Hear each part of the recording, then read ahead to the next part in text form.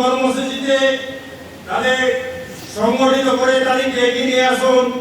কারণ বর্তমানে আপনারা দেখছেন বিভিন্ন সমাজের সংগঠন আছে, বিভিন্ন সরকার তাদের জন্য দুহাত আশীর্বাদ করছে, কিন্তু ক্ষত্রিয়দের জন্য কেউ কোনো চিন্তা ভাবনা করেনি। কিন্তু এই ক্ষত্রিয়রা আর যুগ যুগ ধরে ভারতবর্ষের সার্বভৌমত্ব, অখণ্ডতা এবং সমস্ত বিষয়ে আমাদের পূর্বপুরুষরা লড়াই সংগ্রাম করে গেছেন।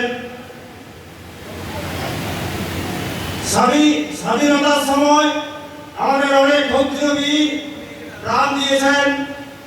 স্বাধীনতার পরও এই ক্ষত্রিয় বংশ মানুষের উন্নয়নের জন্য কাজ করে গেছেন। এই ক্ষত্রিয় জাতি সকল মানুষকে সাথে নিয়ে সকলের উন্নয়নের জন্য অভিভাবক হয়ে দাঁড়িয়ে কাজ করেন। স্বাধীনতার পর আপনারা দেখবেন অনেক ক্ষত্রিয় রাজ পরিবার, অনেক ক্ষত্রিয় পরিবার দেশের উন্নয়নের স্বার্থে অনেক জমি জায়গা দান করেছেন। সেগুলোতে আজ স্কুল, কলেজ, হাসপাতাল, লাইব্রেরি, রাস্তা এমনকি অনেক অনেক ভূমি দান করেছেন। আমরা সব দিনে মানুষের পাশে আছি এবং আগামী দিনেও থাকব। এবং সরকারের যদি সঠিক কাজ হয় সেই কাজকে আমরা সমর্থনও করব। কিন্তু ক্ষত্রিয়দের জন্য কোনো কাজ করবেন না, ক্ষত্রিয়দের স্বাধীনতা সংগ্রামীদের সম্মান জানাবেন না, তা কি হয়? সেই জন্য আমাদের সংঘবদ্ধ হয়ে বিভিন্ন আন্দোলন কর্মসূচি গ্রহণ করতে হবে।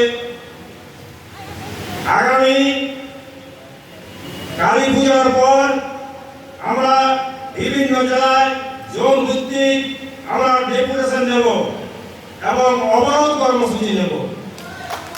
রাস্তায় না বেরোলে কোনোদিন কোনো দাবি আদায় হয় না। তাই প্রতিটি ক্ষত্রিয় পরিবারকে আমি অনুরোধ জানাচ্ছি, ফেসবুক নয়, গ্রুপে নয়, রাস্তায় নেমে আন্দোলন করতে হবে। কারণ আমাদের উপর কোন সরকার সঠিক মূল্যায়ন করেনি। আমাদের উপর বিভিন্ন রাজনৈতিক দল আমাদের ব্যবহার করেছে আর কাজের কাজ কিছু করেনি। তাই আমাদের আগামী দিনে আমাদের যেসব জেলার কার্যকর্তা আছেন তাদের সাথে যোগাযোগ রেখে বিভিন্ন কর্মসূচি গ্রহণ করবেন। আর সাথে সাথে কেন্দ্রীয় কমিটির মাননীয় পদাধিকারীদের নিকট আমি একটা আবেদন জানাচ্ছি, কেন্দ্রীয় কমিটি রাজ্য কমিটির সাথে যোগাযোগ রেখে বিভিন্ন কর্মসূচি গ্রহণ করলে আমরা খুব উপকৃত হব। অনেক ক্ষেত্রে কেন্দ্রীয় কমিটি বা রাজ্য কমিটির মধ্যে একটা তফাৎ থেকে যাচ্ছে, এটা দূর করতে হবে। তাই আগামী দিনে বাঁকুড়া, পুরুলিয়া জেলা সহ বর্তমানে যে আমাদের 8টি জেলা সংগঠন আছে, সেই জেলাগুলোতে যারা রাজ্য কমিটির সদস্য আছেন তাদের মধ্যে আমি বেশিরভাগ কাজ দেখতে পাচ্ছি না। তাই সে রাজ্য কমিটির সদস্যদের প্রতিটি জেলায় গিয়ে সংগঠনকে মজবুত করতে হবে। মনে রাখবেন, সাধারণ যেসব ক্ষত্রিয় পরিবার আজ অনেক দূর দূরান্ত থেকে এই মহানভূম বিষ্ণুপুরে এসেছেন, তারা চান এই ক্ষত্রিয় সংগঠন এক মজবুত সংগঠন হোক। তাই আগামী দিনে প্রতিটি ক্ষত্রিয় পরিবারকে এগিয়ে আসতে হবে। আর আমাদের কিছু দাবি থাকবে কেন্দ্রীয় ও রাজ্য সরকারের নিকট। সেই দাবিগুলো আমাদের এর আগে বিষ্ণুপুরে সাংবাদিক সম্মেলন করে আমরা বলেছিলাম। তার মধ্যে প্রধান দাবি প্রতিটি জেলায় রানা প্রতাপের মূর্তি স্থাপন করতে হবে এবং ক্ষত্রিয় উন্নয়ন বোর্ড গঠন করতে হবে এবং যেসব বিপ্লবী ক্ষত্রিয়রা শহীদ হয়েছেন তাদের স্মৃতিতে তার জন্মস্থানে মূর্তি স্থাপন করতে হবে। ক্ষত্রিয়দের রাজ সম্পত্তি ফিরিয়ে দিতে হবে। এইভাবে আমাদের বেশ কিছু দাবি নিয়ে আগামী দিনে আমরা অবরোধ কর্মসূচি নেব। তাই আমি বিশেষ কিছু বলছি না, আপনারা জানেন আজ আমাদের সভা এলোমেলো হয়ে গেল, কারণ একটাই, আমাদের যারা কেন্দ্রীয় নেতৃত্ববৃন্দ বিশেষ কারণে একটু দেরিতে পৌঁছেছেন। যাই হোক, আগামী দিনে আপনাদের কাছে একটাই অনুরোধ রাখছি, আপনারা সংগঠন করুন। সংগঠন করতে গেলে ফান্ড দরকার, আপনারা ফান্ড তৈরি করুন। মানবী ক্ষত্রিয় পরিবারগুলোতে একটা টাকা, 20 টাকা হোক, 25 টাকা হোক, 30 টাকা হোক কালেকশন করুন এবং ব্লক কমিটি যে জয়েন্ট অ্যাকাউন্ট আছে, আমি জয়েন্ট অ্যাকাউন্ট বলতে বলেছি, সে অ্যাকাউন্টে আপনারা জমা রাখুন। তাই আমি আর বিশেষ কিছু বলছি না, শুধুমাত্র আপনাদের কাছে একটাই অনুরোধ, বারবার অনুরোধ, আপনারা সংগঠন করুন। প্রতিটি ক্ষত্রিয় পরিবারে একজোট হয়ে আমাদের বিভিন্ন কর্মসূচি গ্রহণ করুন। যদি কিছু জানার বা কোনো আপনাদের অসুবিধা থাকে আমাদের জেলা নেতৃত্ব বা আমাকে ফোন করতে পারেন, সমাধানের জন্য সাধ্যমতো চেষ্টা করব। আর আমাদের সামাজিকভাবে ক্ষত্রিয়দের কয়েকটা সিদ্ধান্ত নিতে হবে।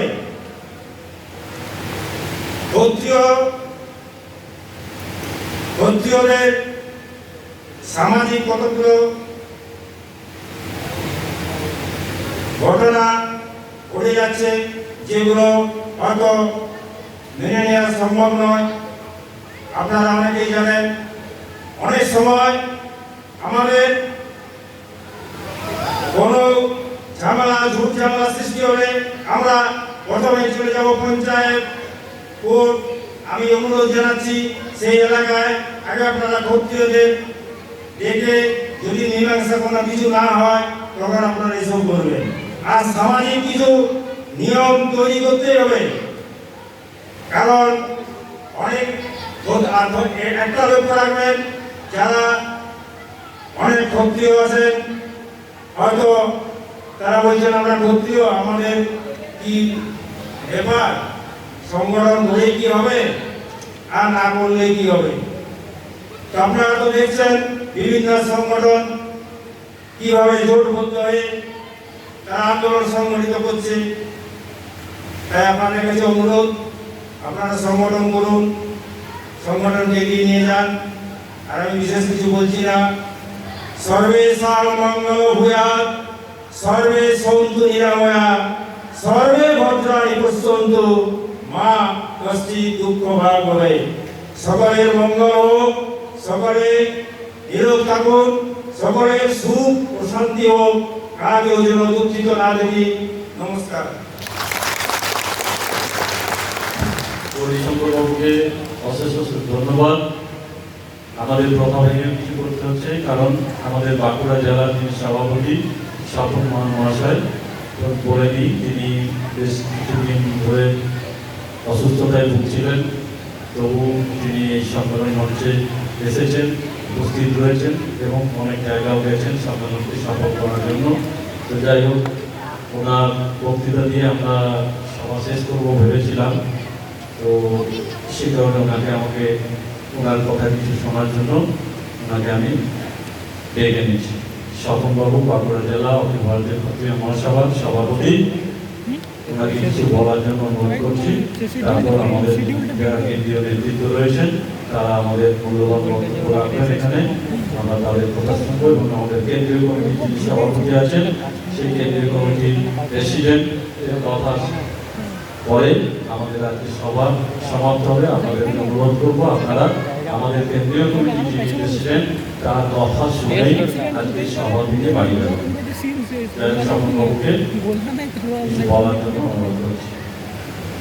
স্পেস দরকার আছে।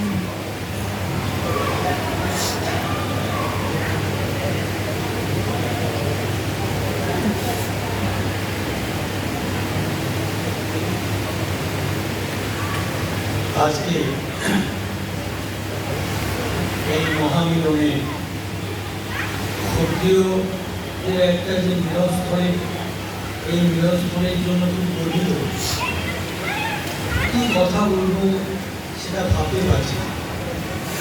তবে এটুকু মনে হচ্ছে যে আজকে যারা এই মঞ্চলিষ্টে বসে আছেন, সেন্ট্রাল কমিটির প্রত্যেকটি লিডার শ্রদ্ধা ভক্তি প্রণাম, এবং বিগত বিভিন্ন জায়গা থেকে যে ব্যক্তিত্ব এসেছেন তাদেরকে সব ভালোবাসা,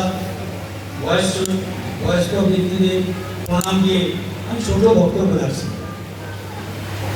যদি ভুল করি ক্ষমা করবেন, তার কারণ আমার কথা বলতে বলতে কথা স্টপ হয়ে যায়। তবু আমি একটা জিনিসই ভাবি যে আপনি যদি কিছু করতে যান, পৃথিবীর এমন শক্তি নাই যে কেউ আটক করতে পারে। তাই আমি একটা কবিতা বলবো, সেই কবিতাটা আমার জীবনের উপলক্ষ। সেই উপলক্ষটা যদি আপনাদেরকে আমি ভাবার পারি তো আমি হবে সার্থক। যে আমরা আরম্ভ করি, শেষ করি না, আরম্ভ করি, কাজ করি না, যা বিশ্বাস করি তা পালন করি না, আমরা তিল পরিমাণ আত্মত্যাগ করি না। এই হচ্ছে আমাদের সমাজ। তাই বন্ধু আমি বলবো যে দীর্ঘ 4-5 বছর এই ক্ষত্রিয় সমাজ করব, এটা একটা মনে দাগ কেটেছিল। কিন্তু কেন? আমরা আজকে সে 1900 আজকে প্রায় 75টা বছর স্বাধীনতা চলে গেল, কিন্তু আমরাই রয়ে গেল, কিছু করতে পারলাম না। তার কারণ দেখেছি বিভিন্ন নেতারা, বিভিন্ন সংগঠন, যেগুলো আপনার মানে গ্রামীণ সংগঠন আছে, সেটা বলেছে যে ক্ষত্রিয়দের মিটিং আছে। বন্ধু, অনেক মিটিং শুনেছি, অনুধাবন করেছি যে কেন না মিটিং হচ্ছে কিন্তু কোনো কার্যকরী নাই। আইনা মিটিং হচ্ছে কিন্তু ব্যক্তিত্ব ঘরকে যখন যাবেন ভুলে যাবেন। তার কারণ ঘরকে গেলেই আপনাকে আপনার যারা বন্ধু বান্ধব আছে আমাদের নিজেদেরই মধ্যে, তাই আপনাকে ডিসক্রাইব করবে এবং মানে আপনার মনটাই ভেঙে দেবে। বন্ধু, এই কথাটা বললাম কেন? তারপরে আপনি দেখুন, আজকে আমি একটা কোনো কাজ করছি, সবচেয়ে বড় শত্রু কে জানেন? আপনার ঘরের লোক, অর্থাৎ আপনার প্রতিবেশী। সেটা আমরা ভাবার পাচ্ছি না। কেন ভাবার পাচ্ছি না? যে ক্ষত্রিয় জাত আজ সেই রামায়ণ মহাভারত থেকে আজকে গীতা থেকে আরম্ভ করে আপনি পড়ুন ক্ষত্রিয়দের অবদান, কিন্তু আজকে একটা লোয়ে আমরা ভাটির দিকে চলে গেছি। এখানে আপনারা যদি ভাবেন যে আজকাল থেকে পরিবর্তন করব, আমি একটা হিন্দি বই দেখেছিলাম। কি দেখেছিলাম না, আপনি হিন্দি বইটাতে 3 জন লোককে আপনি উপকার করুন, সেই উপকারটা ওই 3 জন লোক আবার 3 জন লোকের উপকার করবে, সেই 3 জন আরো 3 জন করবে। কিন্তু আমরা এইরকম যদি একমত ভাবতাম, তাহলে আমাদের সংগঠন আজ কোথায় চলে যেত? বন্ধু, আমরা সেটা ভাবতে পারি। আমি বলবো যে কোনো অনুনয়ে নয়, অনুকম্পায় নয়, নিজের চেষ্টায় আপনাকে তৈরি করতে হবে ক্ষত্রিয় সমাজ। কারণ আপনি যদি আপনার মধ্যে যদি অ্যাক্টিভিটি থাকে, আপনার মধ্যে যদি পারফরমেন্স থাকে, আপনার মধ্যে যদি ডেডিকেশন থাকে, তাহলে আপনি কিন্তু এই সমাজটার মধ্যে পরিবর্তন আনবেন। তাই একজন লোক যদি পরিবর্তন আনে, সেই পরিবর্তন কিন্তু হাজার লোক আপনাকে সাজা দেবে। তার কারণ আমার ক্ষত্রিয় আজকে আমাদের বিশেষ করে ওয়েস্ট বেঙ্গলের বুকে আমাদের কোনো সংগঠন নাই। দেখুন, আজকে বাউরি, কুর্মী এবং ব্রাহ্মণ প্রত্যেকটা জাতের সংগঠন আছে, কিন্তু আমাদের জাতির কোনো সংগঠনই নাই। মানে ঘরের শত্রু বিবেচনার জন্য যাওয়া যাবে। এই বিবেচনকে বাদ দিয়ে চেষ্টা করুন যে আজকে থেকে ওই এক মাসের মধ্যে 3টে করে লোক দিয়ে দেখুন আজকে আপনার সংগঠনটা কোন দিকে যাবে। তা আমি বলবো বন্ধু, আজকে আমার পূর্ববর্তী বক্তা আমাদের গৌরীবাবু যিনি বললেন প্রচন্ড কেটেছেন, প্রচন্ড আমরাও খাটি, কিন্তু আমরা সংগঠনটা এখনো করতে পারিনি। এই সংগঠনটা করতে গেলে আপনাকে স্বনির্ভরশীলতা এবং বন্ধুত্ব এবং রেগুলার অভ্যাস করুন, প্রোগ্রাম করে আপনি দেখুন আমার সংগঠন একদিন সলিড হয়ে যাবে। এবং আমরাও সেই দিন আমরা আজ যখন ক্ষত্রিয় যেন আজকে আপনার মানে একটা রুইন্ডাপ হয়ে গেছে। আজকে আপনি দেখুন আই বাউরি সাঁওতাল আদিবাসীরা তারা সংগঠন করেছে। আমার খুব কষ্ট মনে আছে, কয়েক মাস আগে আমি দেখলাম একটা আদিবাসীরা 3 জন লোক, গ্রীষ্মকালের দিন 3 জন লোক বসে আছে। তো আমি তখন জিজ্ঞাসা করলাম যে দাদা আপনাদের কি আছে? না, আমাদের একটা অনুষ্ঠান আছে। তো আপনি বিশ্বাস করবেন না, 2 ঘন্টার মধ্যে সেইখানটাতে 5000 লোকের একটা মিটিং হয়ে গেল।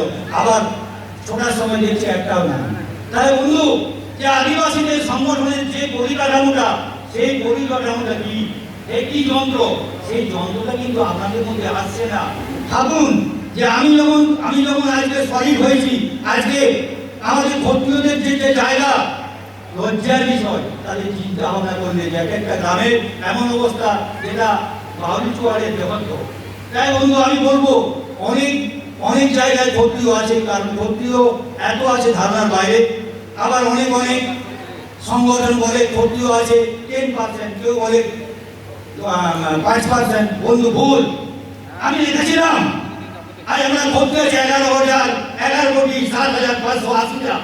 ভাবতে পারেন এই 11 কোটি লোক যদি 3টা করে লোক দিই, ভারতবর্ষে একটা ইতিহাস হয়ে যাবে। তাই বন্ধু আমি বক্তব্য রাখবো না, আমি শুধু বলবো যে ভারতবর্ষের ইতিহাস তৈরি করতে হবে এবং আমাদের জায়গা তুলে নিতে হবে, আমাদের নিজের হাতিয়ার তুলে নিতে হবে। এই ক্ষত্রিয় সমাজ পারে না এমন কোনো কাজ নয়, ক্ষত্রিয়রা যদি সজাগ হতে পারে, তাই সজাগ হোক।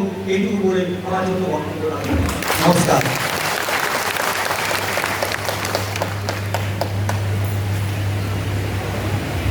বাঁকুড়া জেলার সভাপতি মাননীয় স্বপন মহাশয়কে আজকের এই সম্মেলন মঞ্চ অসংখ্য ধন্যবাদ জানাই, কারণ তিনি আজকের এই সম্মেলনটাকে সাফল্যমণ্ডিত করার জন্য তন্ময়দার সাথে, গৌরীবাবুর সাথে প্রচুর পরিশ্রম করেছেন।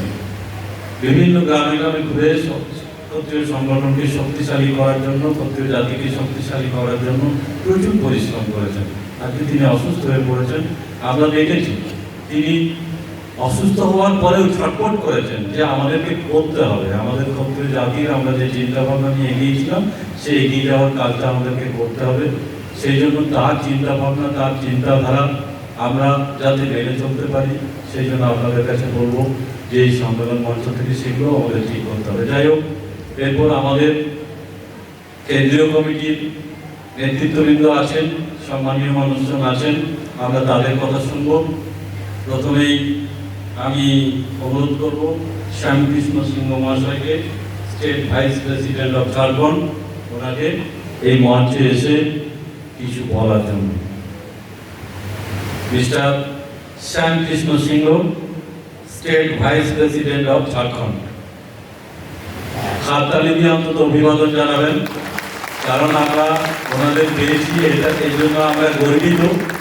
আমরা জানি ওনারা প্রচুর পরিশ্রম করেন ক্ষত্রিয় জাতিকে ঐক্যবদ্ধ করার জন্য, শক্তিশালী করার জন্য। সেই জন্য ওনাদের প্রেরণা, ওনাদের কথা শোনা, সেই শুনে আমরা আগামী দিনে এগিয়ে চলব।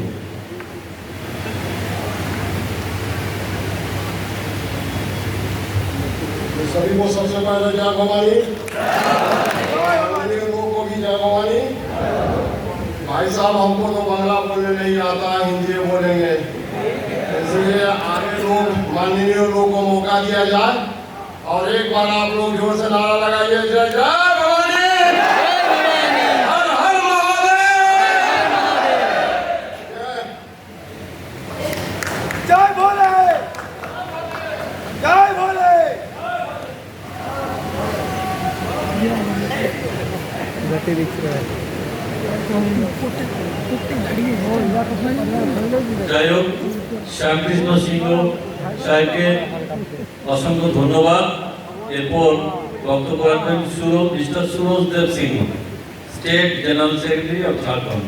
মিস্টার সুরজ দেব সিংহ, আপনারা হাততালি দিয়ে অভিবাদন জানাবেন মিস্টার সুরঞ্জন সিং মহাশয়।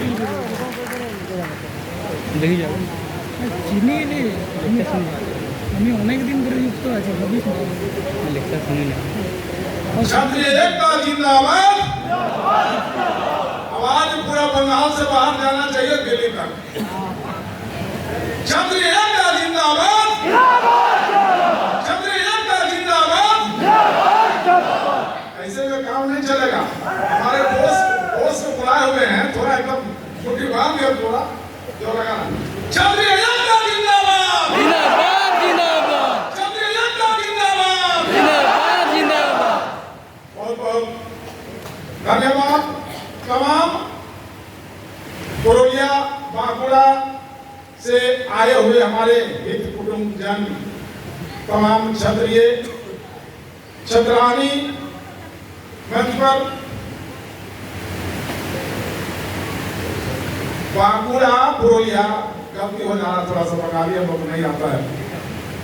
जितने गांव घर से आए हुए सभी को हमारा प्रणाम स्वीकार करिए। आप लोग आज के सभा के सभापति महोदय हमारे मंच पर विराजे हुए अखिल भारतीय क्षत्रिय महासभा के राष्ट्रीय अध्यक्ष माननीय तंवर साहब जी, उनके साथ में आए हुए हमारे माननीय सुप्रीम कोर्ट के बड़े अधिवक्ता एपी सिंह जी, इनके साथ में चल रहे हैं जेपी सिंह जी, कर्नल, पूर्व कर्नल, हमारे बड़ी बहन दीदी जो साथ में चल रहे हैं, हमारे बालमुकुंदाचार्य जी अयोध्या पीठ से आए हुए, रांची से हमारे प्रदेश अध्यक्ष कार्यकारी अध्यक्ष बड़े भैया आदरणीय ललन सिंह जी, युवा के अध्यक्ष मनीष कुमार सिंह जी, बड़े भैया दिलीप कुमार सिंह जी, हमारे रांची से आए हुए श्याम किशोर सिंह जी, राजकिशोर सिंह जी, सर्वेश सिंह जी, तमाम मेरे साथी आए हुए, बड़ों को प्रणाम करते हुए छोटों को शुभ आशीर्वाद, प्रेस मीडिया के बंधु, पुलिस प्रशासन के बंधु, सभी को प्रणाम है। बहुत खुशी की बात है आप लोग इतना गर्मी में इतना देर से इंतजार कर रहे हैं सिर्फ क्षत्रिय एकता के चलते। क्षत्रिय एकता ये आज की ये महासभा नहीं है, ये 1897 की ये महासभा है। हमारे गार्जियन बताएंगे इसके विषय में। हमको सिर्फ एक बात बोलना है कि आप लोग का जितने भी क्षत्रिय क्षत्रानी की जो एकता बनी हुई है और जोर शोर से बनाना चाहिए, ठीक है। कभी कुछ तो लगा था लेकिन कुछ लोग चले गए कोई कारणवश, लेकिन पर भी ऐसे चौगुना होना चाहिए। क्षत्रिय की गर्जना जो हो पूरा बंगाल में सुनाई पड़े। हम लोग किसी का शिकायत नहीं करते हैं, सिर्फ अपना क्षत्रिय समाज की ये रक्षा के लिए हम लोग ये आवाज उठाते हैं कि क्षत्रिय के अहित ना हो। आज आपके यहाँ ये रथ आया हुआ है, मानिए हमारे राष्ट्रीय अध्यक्ष जी, आज देश का भी 75 वर्ष हो गया है, आज इनका भी उम्र 75 वर्ष है। इन्हीं का देन है। अब बंगाल में आप लोग को मिला कि नहीं मिला है 10% का आरक्षण 2 बार रथ निकाल के हम लोग को सौभाग्य प्राप्त हुआ है। बहुत खुशी की बात है। उम्मीद के साथ ये हमारे गार्जियन स्वरूप सुप्रीम कोर्ट के माननीय बड़े भैया एपी सिंह जी का भी गर्जना है और ये लड़ते हैं वहां पर निःशुल्क समाज के हित में, और ये लड़े हैं और लड़ेंगे आर्थिक आधार पर आरक्षण के विषय में। किसी का भी ये दर्द को समझते हैं, क्षत्रिय क्षत्रानी किसी का भी हो, समाज के हित में ये लोग अपने काम कर रहे हैं, निछावर कर रहे हैं। 70,000 किलोमीटर की यात्रा इनको बनाए हुए तय करेंगे। 2 साल तो बार रथ यात्रा पहुंची हुई थी आपको, अबर भी रथ यात्रा है। अब बताइए, हम लोग घंटों 2 घंटा बैठ नहीं सकते हैं। हम लोग, आप लोग जैसे यहाँ से कलकत्ता जाते हैं तो लगता है कि बाप रे बाप कितना कष्ट हो गया। हम लोग आए रांची से तो लगता है कितना कष्ट हो गया। हमारे ऐसे बुद्धिजीवी, हमारे गार्जियन अपने के लिए नहीं लड़ रहे हैं, ये सारे समाज के लिए लड़ाई लड़ रहे हैं। ये लड़ाई निश्चित विजय होगा, निश्चित ही विजय होगा। ये प्रण किए हुए हैं कि ज्यादा बोलेंगे वो, हम ज्यादा नहीं बोलेंगे, कुछ ज्यादा हो जा रहा है, इसके लिए क्षमा चाहेंगे। लेकिन क्षत्रिय एकता को जिंदा बनाए रखना है तो एकता में आपको जुटना होगा और जुझना होगा। कोई भी भाई भतीजा के विवाद में नहीं फंसना है। अगर भाई भाई ठीक है, घर में होता है, बर्तन सबके पास है, कभी कभी टक्कर होती है, घड़ा है, कभी लड़ती है, लेकिन ऐसा नहीं कि घड़ा को फेंकिए, बर्तन को फेंकिए। भाई भाई में विवाद नहीं होना चाहिए। भाई भाई है, आपको समय पर भाई ही मदद करेगा, बहन ही मदद करेगा, माता बहन का भी हम ही लोग क्षत्रिय का ये कर्तव्य है कि हम लोग रक्षा करना है। कोई भी आप लोग जितने आए हुए तमाम सभी को हम और एक बार प्रणाम करते हैं। जय राजपूताना, जय भवानी, जय भवानी, जय क्षत्राणी।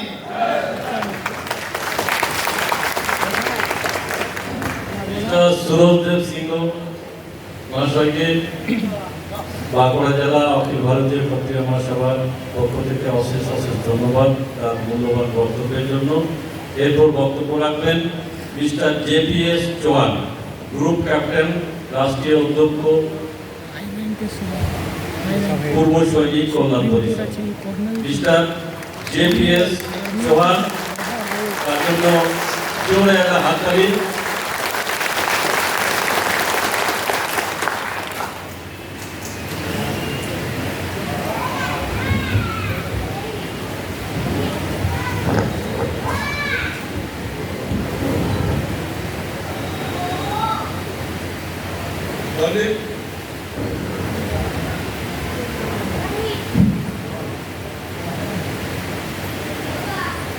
वंदे मातरम देवियों और सज्जनों, जय हिंद, जय छात्र धर्म। ख्वाहिशों से नहीं गिरते फूल झोली में, ख्वाहिशों से नहीं गिरते फूल झोली में, कर्म की शाह को झकझोर कर हिलाना पड़ता है। कुछ नहीं होगा, कुछ नहीं होगा, अंधेरे को कोसने से अपने हिस्से का दिया खुद जलाना पड़ता है।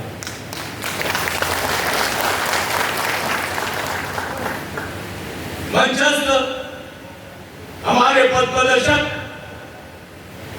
अखिल भारतीय क्षत्रिय महासभा के राष्ट्रीय अध्यक्ष महेंद्र सिंह जी तंवर, सम्मानित मंच और मेरे सामने बैठे हुए क्षत्रिय वीर और क्षत्राणी,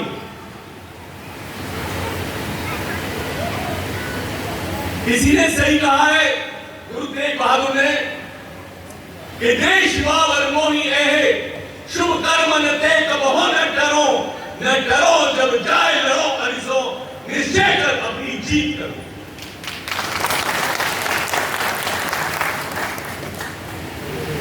इसी प्रण के साथ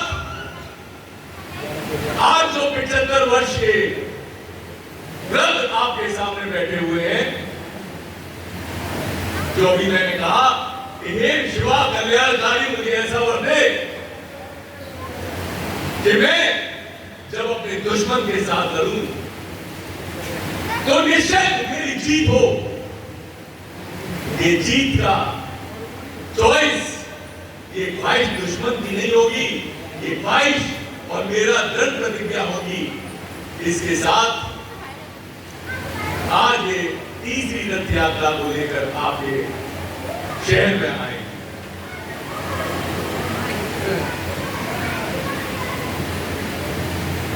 कहा गया कि सूरा सो पहचानी, यानी कि जो शूरवीर है उसकी एक पहचान बताई गई है। सूरा कहते हैं शूरवीर से, बहादुर से। उसकी क्या पहचान है?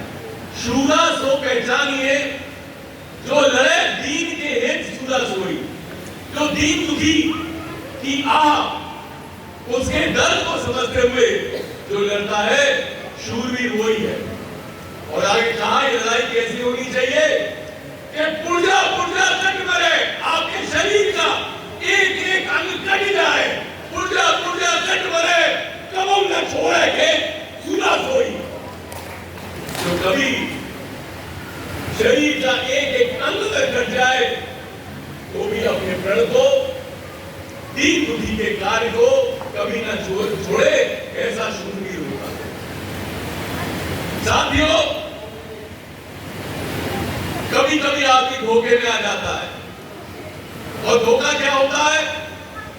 हमने किसी कार्य को शुरू किया, हमें उस कार्य के बारे में, काम के बारे में पता नहीं था।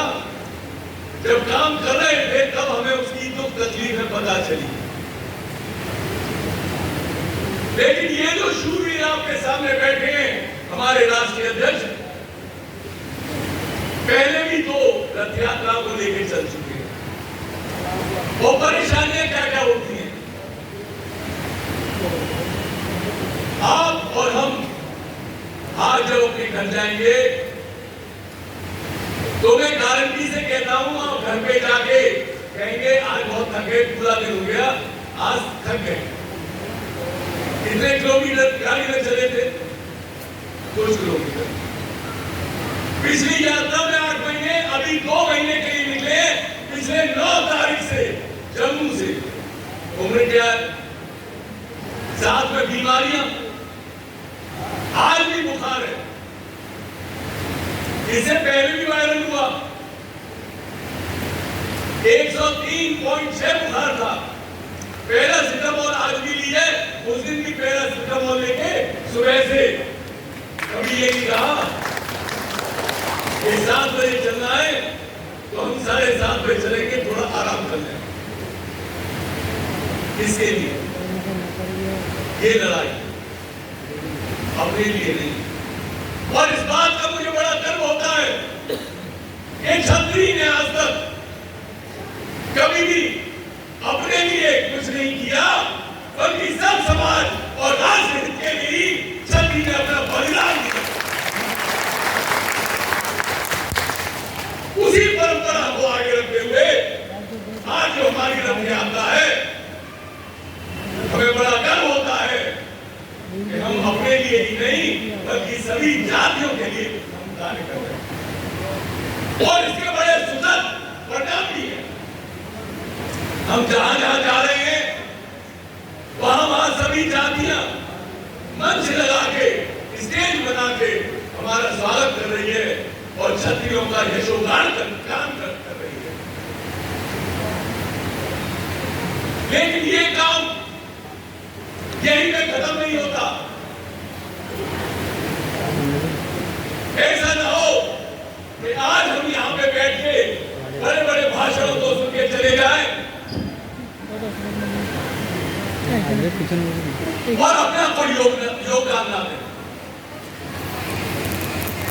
मैं फौज से हूं, फौज में मैंने नौकरी करी, और किसी भी अगर यहाँ कोई फौजी भाई बैठा हो, फौजी के सामने लक्ष्य होता है, सिर्फ बातें नहीं होती। ये तो हमारी अखिल भारतीय क्षत्रिय महासभा है,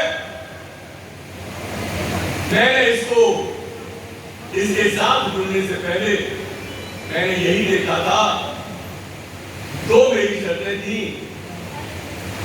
एक तो ये कि पुरानी संस्था कौन सी है, दूसरा क्या इस संस्था के अंदर कोई लक्ष्य है, हमारे समाज कल्याण के लिए कोई लक्ष्य है, या हर साल सिर्फ हम महाराणा प्रताप जयंती या दूसरे अपने वीरों की जयंती पर सिर्फ पुष्पमाला और धूप अगरबत्ती दीपक जला के अपना काम खत्म कर देते हैं। जब मैंने इस तरीके का देखा कि ये हमारी सभा हमारे एक ऐसे योद्धा के हाथ में है जो कि हर वक्त समाज कल्याण की बात सोचता है।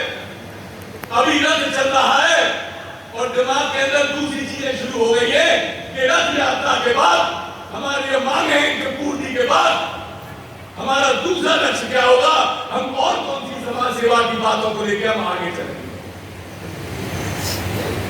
लेकिन साथियों, जैसा मैंने अभी कहा,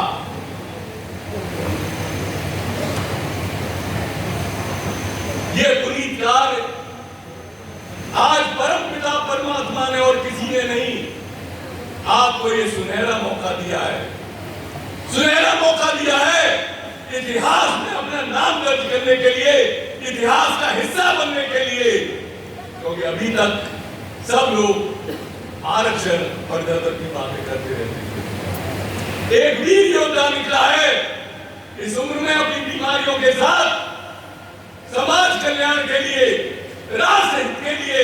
हमको ऐसे ही नहीं बैठना, बल्कि जो इन्होंने चिंगारी लगाई है, हम सबको मिलकर अपनी यज्ञ में आहुति देंगे, उसे प्रचंड ज्वाला में तब्दील करना है।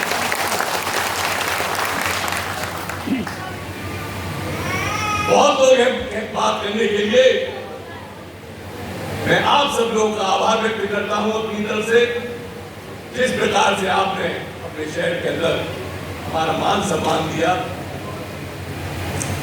आगे आपको भी एक एक व्यक्ति को एक एक योद्धा बनना है, और वो योद्धा कैसे बनेंगे? इस मुहिम में जो आपके हित के लिए है, हमारी भावी पीढ़ी के हित के लिए है, वो किस तरीके से होगी, आगे हमारे राष्ट्रीय अध्यक्ष मार्गदर्शन करेंगे। इसी के साथ मैं अपनी वाणी को विराम देता हूं। जय हिंद, जय भारत, जय छात्र संघ।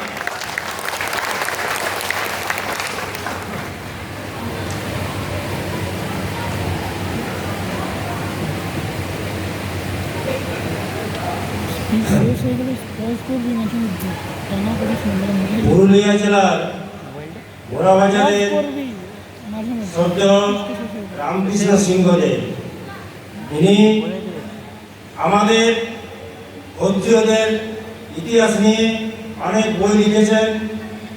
তার শরীর অসুস্থ হওয়ার জন্য তিনি আসতে পারেননি। তিনি এই সভায় যাতে সফল হয় সে বার্তা দিয়েছেন এবং আমাদের শুভেচ্ছা জানিয়েছেন। তাকে শ্রদ্ধা ও প্রণাম জানাই। ধন্যবাদ। এরপর আমাদের সবার প্রিয়, বাংলার যুবদের সবার প্রিয়, অনেক ক্ষত্রিয় যুবদের সব প্রিয় আমাদের mister Manish Singh, youth president of Jharkhand. তিনি ঝাড়খণ্ডের কিন্তু বাংলার যুবদের মন কেড়ে নিয়েছেন, মন কেড়ে রেখেছেন। আরও একজন আছেন, উনি আসছেন লালন সিংহ। তো মিস্টার মনীষ সিংহকে বলার জন্য অনুরোধ করছি।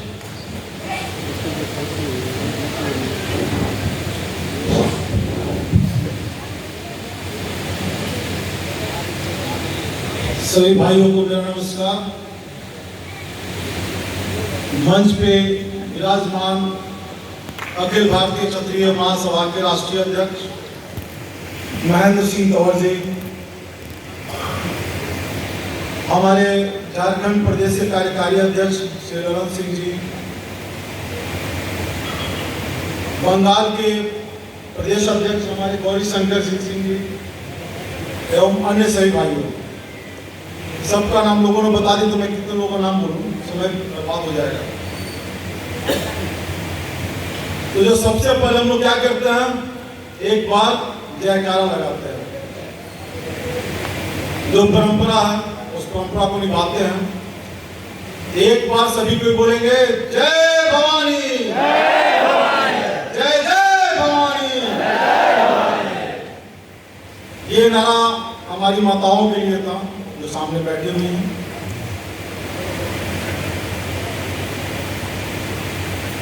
हम क्षत्रिय की बात करते हैं तो हमने इससे पहले बोला, बार बार कहता हूं कि क्षत्रिय कोई जाति नहीं। जैसे सनातन धर्म को मानने वालों को हिंदू कहते हैं, मुस्लिम धर्म को मानने वालों को मुसलमान कहते हैं, क्षत्रिय धर्म को मानने वालों को क्षत्रिय कहते हैं।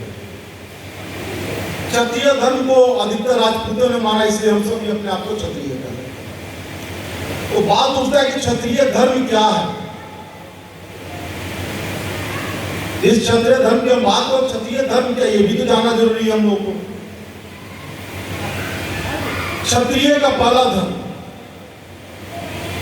किसी के साथ भी अन्याय नहीं होना चाहिए। अगर अन्याय करने वाला हमारा बेटा ही क्यों ना हो, हमारा भाई ही क्यों ना हो, पर हम उसे अन्याय करने से रोकते हैं। ये युगों युगों से आप देख रहे हैं हमारे सारे धर्म ग्रंथों में इसका वर्णन है। दूसरा क्षत्रिय धर्म क्या है, हम जब भी खाना खाने बैठते थे एक बार अपने पड़ोस में जरूर देखते थे कि कोई भूखा तो नहीं है। तो दूसरा क्षत्रिय धर्म है कि आप अपने भोजन करने से पहले दूसरे को भी देखें वो भूखा ना सोए। तीसरा, हम दान में कभी पीछे नहीं हटते। उदाहरण आपके सामने है, जब 15 अगस्त 1947 को हिंदुस्तान आजाद हो रहा था, हिंदुस्तान के खजाने खाली थे। इन्होंने हम राजपूतों से विनती की और हमने ये खजाने भरे। जमीनें नहीं थी, क्योंकि 15 अगस्त 1947 को हमें बार बार गलत पढ़ाया जाता है कि देश आजाद हुआ था, देश नहीं हुआ था, हम रियासतें आजाद हुए थे। और इन रियासत को मिलाने के लिए वल्लभ भाई पटेल घूम रहे थे। उस वक्त हमारे जोधपुर के महाराज ने उनके सामने एक शर्त रखी थी कि मैं यह धरती अपने लोगों के लिए दे रहा हूं, तो मेरी जनता के साथ अन्याय नहीं होना चाहिए। उस वक्त की वर्तमान सरकार सहर्ष स्वीकार, परंतु वक्त बदलता है और एक संविधान के निर्माता संविधान लिखने आते हैं बाबा भीमराव अम्बेडकर। उन्होंने एक कोड जिसे आरक्षण कहते हैं उसको पेश किया।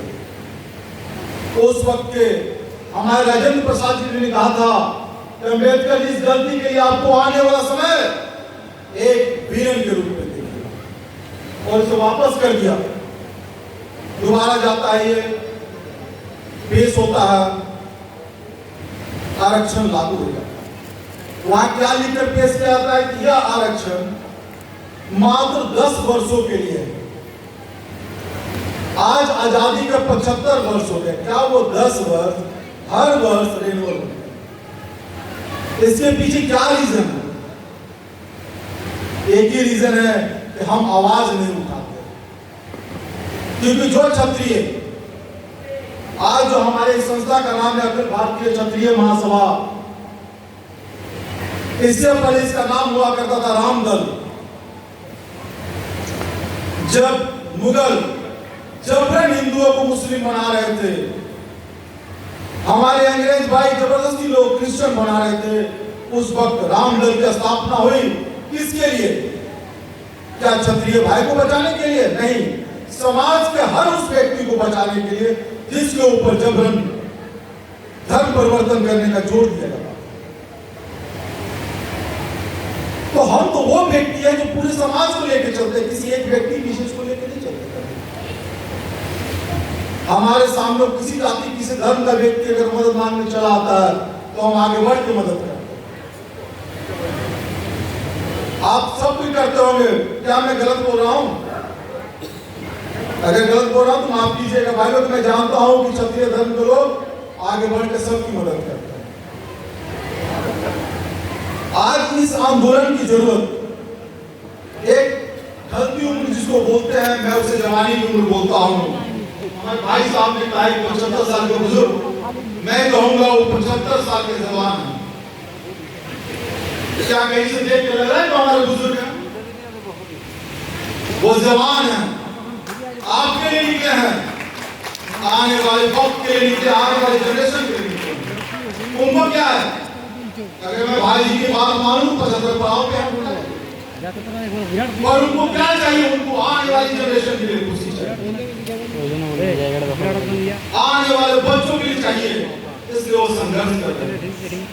उनके साथ साथ देखिए हमारे सुप्रीम सुप्रीम कोर्ट के वही अधिवक्ता जो काफी प्रचलित अधिवक्ता है, वो अपना समय निकाल कर किसके लिए? हम लोगों को। एक सुप्रीम कोर्ट का मैं न्यूज़पेपर मतलब जाना हूँ कि वकील का फीस काफी होगा, तो मुझे भी लगता है कि सरकार में अच्छा खासा इनकम होगा, फिर भी ये उस इनकम को छोड़ के हम लोग के बाहर हैं। हमारे साथ में रिटायर्ड कर्नल साहब, लगता है भारत सरकार इन्हें भी अच्छी खासी पेंशन देती होगी सर, ये भी घर में सुखी रह सकते। हमारे जलन भी अच्छी खासी पेंशन उन्हें मिलती है, फिर भी वो किसके लिए बेचैन? सूरजदेव बाबू, सूरजदेव बाबू झारखंड के क्षत्रिय समाज को संगठित करने वाले एक ऐसे व्यक्ति का नाम है। जैसे हमारे बंगाल में गौरीशंकर बाबू, ऐसे हमारे झारखंड के सूरजदेव बाबू।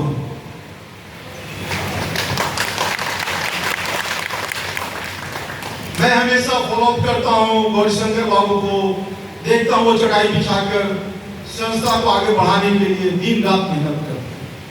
वैसे हमारे सूरजदेव बाबू दिन रात क्षत्रिय समाज के लिए, ऐसा नहीं है कोई कि, लेकिन किसके लिए? आने वाले जनरेशन के लिए। और वो सपना कौन पूरा करेगा इनका? बताइए भाई लोग, इनका सपना कौन पूरा करेगा? मेरा वाला है। सबको आगे बढ़ना पड़ेगा, क्योंकि एक मोती फेंका जाता है और सारे पिरो दे तो माला बन जाता है। हमें एक एक मोती नहीं बनना, एक माला बनना है, एक जगह जुटना है। हम एक होंगे तो क्या कोई भी कार्य रुक सकता है क्षत्रियों का? एक छोटी सी घटना मैं पढ़ा था कि अमरनाथ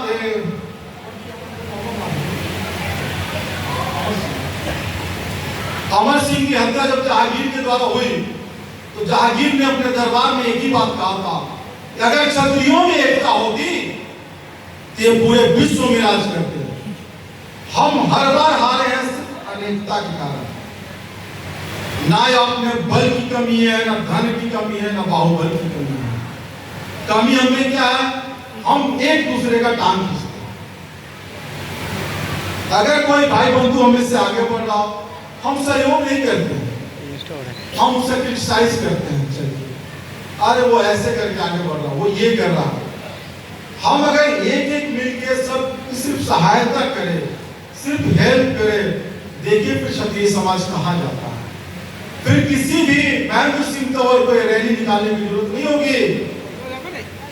जब हम एक हो जाएंगे तो एक दिल्ली से आवाज उठेगी और पूरे हिंदुस्तान के क्षत्रिय एक साथ जब खड़ा होके जयकारा लगाएंगे, तो कोई भी दिल्ली की सरकार या राज्य की सरकार सोच के मजबूर हो जाना पड़ेगा कि हम जिस समाज को छूने जा रहे हैं वो दिक्कत है। आप समझ लीजिए कि आरक्षण के लिए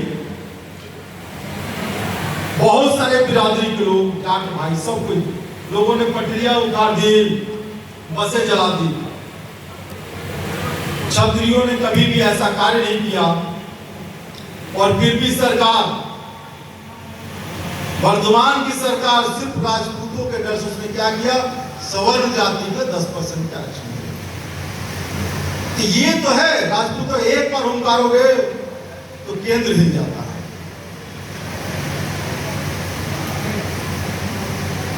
और इसको रोकने के लिए हमारे पांव में बेरी डाला गया, जिसे आरक्षण की बेरिया कहते हैं।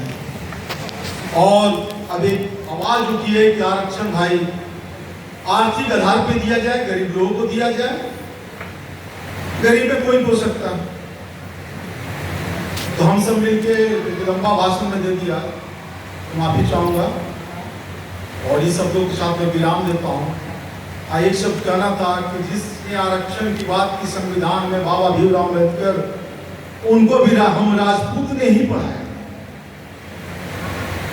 और यही कारण है कि जब उसके बाद छूट गए तो 75 साल का आरक्षण में एक दूसरा अम्बेडकर नहीं पैदा हुआ, क्योंकि वो भी नहीं चाहते कि दूसरा अम्बेडकर पैदा हो। वो यही चाहते हैं कि एक बार उन बन गए, उन्हीं का दर पर दर आरक्षण का लाभ है, दूसरा कोई नहीं। तो हम सब मिलके एक बार आरक्षण को लेके अपने डीसी सीएम जहां भी ज्ञापन दे, राष्ट्रपति को भी, सब जगह दे, सुनवाई होगी। यदि शब्दों से विराम देता एक बार प्रेम से बोलिए हर हर महादेव, हर हर भारत माता की जय, भारत माता की जय, भारत माता की जय, वंदे वंदे वंदे, जय हिंद जय भारत। मनीष सिंह जी को बहुत बहुत धन्यवाद। हमारा साथ है हमारा सबका प्रिय बंगाल का जौहरी अखिल भारतीय क्षत्रिय महासभा का सब सदस्य, उन सभी को प्रिय मानुष है लालन सिंह जी। मिस्टर लालन सिंह जी আমাদের সভা মঞ্চে আজকে আছেন। আমাদের ভীষণ ভালো লাগছে যে আমরা লালন সিংজির বক্তব্য শুনতে খুব পছন্দ করি, আমাদের খুব ভালো লাগে। মনীষ সিংজির বক্তব্য শুনতে আমাদের ভীষণ ভালো লাগে, আমরা উৎসাহিত হই, প্রেরণা পাই। যাই হোক, আমাদের লালন সিংজিকে আমাদের এই মঞ্চে বক্তব্য রাখার জন্য অনুরোধ করছি। ওয়েট করছিলাম।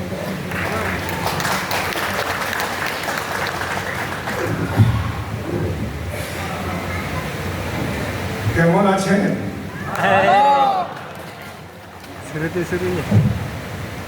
ভালো? অনেক দিন হয়ে গেছে, অনেক দিন পরে এই সুযোগ হয়েছে যে আমরা একসাথে বসে সমাজের উপর চর্চা করছি। সবাইকে আগে সবাই বড়কে প্রণাম, ছোটারাকে ভালোবাসা। আর আপনার সবাই জানেন कि যদি আমি বাংলাতে বলবো পুরো কথাটা মিক্স হয়ে যাবে, আমি ভালো করে বলতে পারবো না, क्योंकि আমি তো বাংলায় কমফোর্টেবল নাই, এত কমফোর্টেবল নাই। কিন্তু যদি আপনারা হিন্দি বুঝতে পারবেন তো আমি হিন্দিতে ভালো করে বলতে পারবো, আমার যে ভাবনাটা আছে ব্যক্ত করতে পারবো। তো কি হিন্দিতে বলবো না বাংলাতেই করতে হবে? হিন্দি ঠিক আছে? হ্যাঁ ঠিক আছে। হিন্দিতে বলা সেই জন্য আবশ্যক আছে, কেন আমাদের যে ন্যাশনাল গেস্ট গুলো এসেছে ওরাও বাংলা ভালো করে বুঝতে পারছেন না। আগেও রিকোয়েস্ট করেছিলেন যে একটু হিন্দিতে ট্রান্সলেট করে কিছু বললে আমরা বুঝতে পারবো। তো আমি হিন্দিতে বলে আপনাদের কথাটা ওনাদেরকে শুনিয়ে দিচ্ছি আর ওনাদের কথাটা আপনাকে বলে দিচ্ছি, ভালো হবে তো? सबसे पहले आज हम लोग यहाँ पर जो इतनी अधिक संख्या में इकट्ठा हुए हैं, कई बार बंगाल में हम लोग आए, कई कार्यक्रम किए। गौरी शंकर जी, आरूप जी, विश्वजीत जी, तन्मय जी और सभी कमेटी के मेंबर लोगों ने धीरे धीरे धीरे धीरे करके जो मेहनत किया, आज उसका एक छोटा सा रिजल्ट हमारे सामने है कि इतना बड़ा सभा स्थल में अभी तो कुछ लोग लगता है खाना वाना खा के इधर उधर भी आराम कर रहे हैं, फिर भी ये सभा स्थल में जितनी संख्या है एक अच्छी संख्या में हम लोग यहाँ इकट्ठा हुए हैं। और मैं पहले भी आप लोगों को बोला था कि क्षत्रिय का संख्या नहीं देखा जाता है, क्षत्रिय का संख्या मायना नहीं रखता है, क्षत्रिय का जज्बा मायना रखता है। क्योंकि ये हमारा इतिहास गवाह है, चाहे वो पृथ्वीराज चौहान जी हो, चाहे महारानी लक्ष्मीबाई हो, चाहे मां पद्मावती हो, महाराणा प्रताप जी हो, या जितने भी हमारे क्षत्रिय महापुरुष हुए हैं, वो अपने समय के इकलौते महापुरुष होते थे। उस समय अकेले ही सबको संभाल लेते थे। जितना भी जरूरत होता था त्याग का, तपस्या का, बलिदान का, लड़ाई का, वो सब जो है वो अकेले ही कर लेते थे। यहाँ तो क्षत्रियों की भरमार लगी हुई है। पश्चिम बंगाल तो क्या, पूरे भारत में अगर इतने क्षत्रिय मिल करके अपनी आवाज और अपनी लड़ाई को बुलंद करें तो कोई माई का लाल नहीं है जो हमारी आवाज को रोक सकता है। और किसी में इतनी ताकत नहीं है कि जो हमारी मांगों को अनदेखा कर सकता है, जो हमारी बातों को नहीं सुनेगा। अगर नहीं सुनेगा तो उसके कान में घुस के सुनाएंगे, अगर नहीं मानेगा तो उसे मानने के लिए मजबूर कराएंगे। और यही क्षत्रिय धर्म भी है। जब भी अन्याय हुआ, जब भी अत्याचार हुआ, जब भी किसी के साथ दमन किया गया, क्षत्रियों को अपनी आवाज उठानी पड़ी। और अब तो क्षत्रियों की अपनी बारी है। दूसरों के खिलाफ हम लोग लड़े हैं, अब अपने लिए लड़ने का समय आ गया। और वही लड़ाई आज आदरणीय महेंद्र सिंह तंवर जी और हमारी राष्ट्रीय कमेटी शुरू कर दिया है। आज ही नहीं किया है,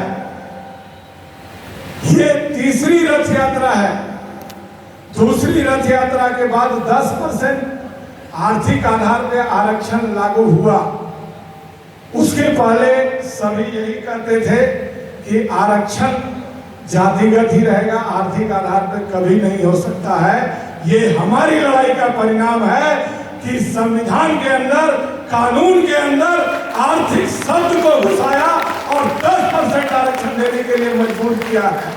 और मैं आप लोगों को विश्वास दिलाना चाहता हूं, महेंद्र सिंह तंवर जी और ये जो हमारी राष्ट्रीय टीम है, जिनके बारे में आपको अभी विस्तृत में चौहान साहब ने बताया, ग्रुप कैप्टन साहब ने, चाहे किसी भी परिस्थिति में, चाहे कितना भी त्याग करना पड़े, चाहे कितना भी बलिदान देना पड़े, जो कुछ भी करना पड़े करके, केवल आप लोग का अगर ऐसे ही सहयोग मिलता रहा तो केवल आरक्षण नहीं, हर वो समस्या का निदान होगा जो कि क्षत्रिय का समस्या है और जिसके लिए क्षत्रिय को लड़ने की जरूरत है। मुझे पूर्ण विश्वास है कि जिस लड़ाई को अभी ये हमारे आदरणीय महेंद्र सिंह तंवर जी ने आरंभ किया है, उस लड़ाई का परिणाम दिखाई देना आरंभ हो गया है। और उसी का परिणाम है कि हमारे आज जो पिछले 70 साल से लोगों के मन में बैठा हुआ था कि जातिगत आरक्षण के सिवाय कोई आरक्षण नहीं हो सकता है, उसको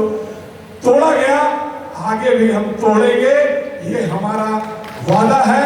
लेकिन ये तभी संभव है, अभी हमारे गौरी शंकर धवल देव जी बोल रहे थे, संगठन पूरे किए हो गए। ये पूछते हैं लोग कि हम लोग क्षत्रिय एकता या ये जो कार्यक्रम करते हैं इससे क्या लाभ होगा।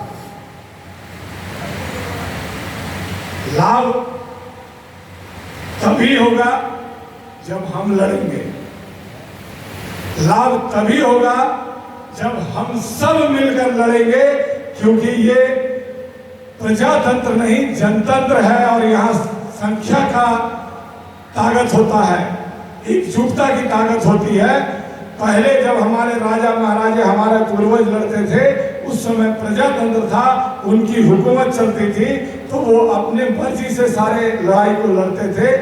अब अगर लड़ना है तो सबसे पहले जो जरूरत है वो किस चीज की है? संख्या की, नंबर की। कितने लोग इस लड़ाई को लड़ रहे हैं। इसलिए संगठन का सबसे पहला लाभ है कि अगर आप एकजुट हैं, आप सभी मिल करके अगर आवाज उठाते हैं, तो आज जितनी भी आवाजें हमारी अलग अलग उठ रही है, जितनी भी हमारी प्रॉब्लम्स हैं, उन सब का समाधान होगा। क्योंकि समाधान उसी का होता है जिसकी आवाज में ताकत होती है। हमारे खून में गर्मी है, हमारे पूर्वजों ने हमें संस्कार दिया है, लेकिन हमारी आवाज में अभी जो गर्मी आनी चाहिए, जो ताकत आनी चाहिए, वो और आनी बाकी है। इसलिए संगठन जरूरी है, इसलिए एकजुटता जरूरी है। और इस एकजुटता के कार्य को हमारे पश्चिम बंगाल की टीम ने जो विगत 4-5 वर्षों में करके दिखाया है, उसका कोई जवाब नहीं है। इसी तरह आगे बढ़ते रहिए। कोई दो राय नहीं है कि यही पश्चिम बंगाल की धरती से फिर एक इतिहास रचा जाएगा, फिर एक क्षत्रियों का विजय नाद यहाँ से फूंका जाएगा और एक नया बंगाल, एक नया क्षत्रिय इतिहास तैयार होगा। हमारे राष्ट्रीय अध्यक्ष महोदय ने अभी आगे अपने संबोधन में, मैं तो आपको कई बार बहुत कुछ बोल चुका हूं, बता चुका हूं, हम लोग मिलते भी रहते हैं। अभी हमारे पास, हमारे समक्ष हमारे राष्ट्रीय अध्यक्ष आदरणीय महेंद्र सिंह तंवर जी हैं और उनके अनुभव और उनकी हर बात में हम लोगों के लिए विशेष प्रेरणा, विशेष उत्साह रहता है। वो अपनी बातों के, अपनी संबोधन के दौरान इस यात्रा का और भी विस्तृत उद्देश्य बताएंगे। हमारे साथ सुप्रीम कोर्ट के प्रख्यात अधिवक्ता आदरणीय डॉक्टर ए.पी. सिंह जी भी हैं। उनकी बातों से तो सुप्रीम कोर्ट भी थर्राती है। कई ऐसे मामले हैं जिसमें उन्होंने बहुत कुछ ऐसा करके दिखाया जो कि कोई साधारण वकील या साधारण लोग नहीं कर सकता है। और ऐसा तभी संभव है कि उनकी भी रगों में वो क्षत्रिय का खून दौड़ता है। और अब हम उनका भी संबोधन सुनेंगे। और उससे पूर्व हम लोगों को इस यात्रा में जो सनातन परंपरा है, जो क्षत्रिय परंपरा है, उसके अनुकूल अयोध्या के पीठाधीश्वर आदरणीय स्वामी बाल मुकुंदाचार्य जी भी सदैव इस रथ यात्रा को आशीर्वाद देते हुए साथ साथ चल रहे हैं। उनकी भी बातों को सुनेंगे। मैं ज्यादा कुछ नहीं कहूंगा। मैं सिर्फ अभी जो आपसे बंगला में रिक्वेस्ट किया था कि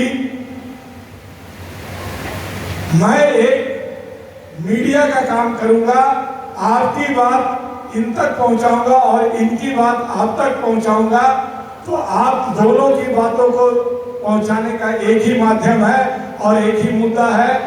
इस रथ यात्रा को सफल बनाने के लिए आप लोग यहाँ इकट्ठा तो हुए हैं और आप लोगों का यह संख्या देख करके उत्साह तो बढ़ा है, लेकिन रघुकुल रीत सदा चली आई, प्राण जाई पर वचन न जाई। वचन भी देना होगा।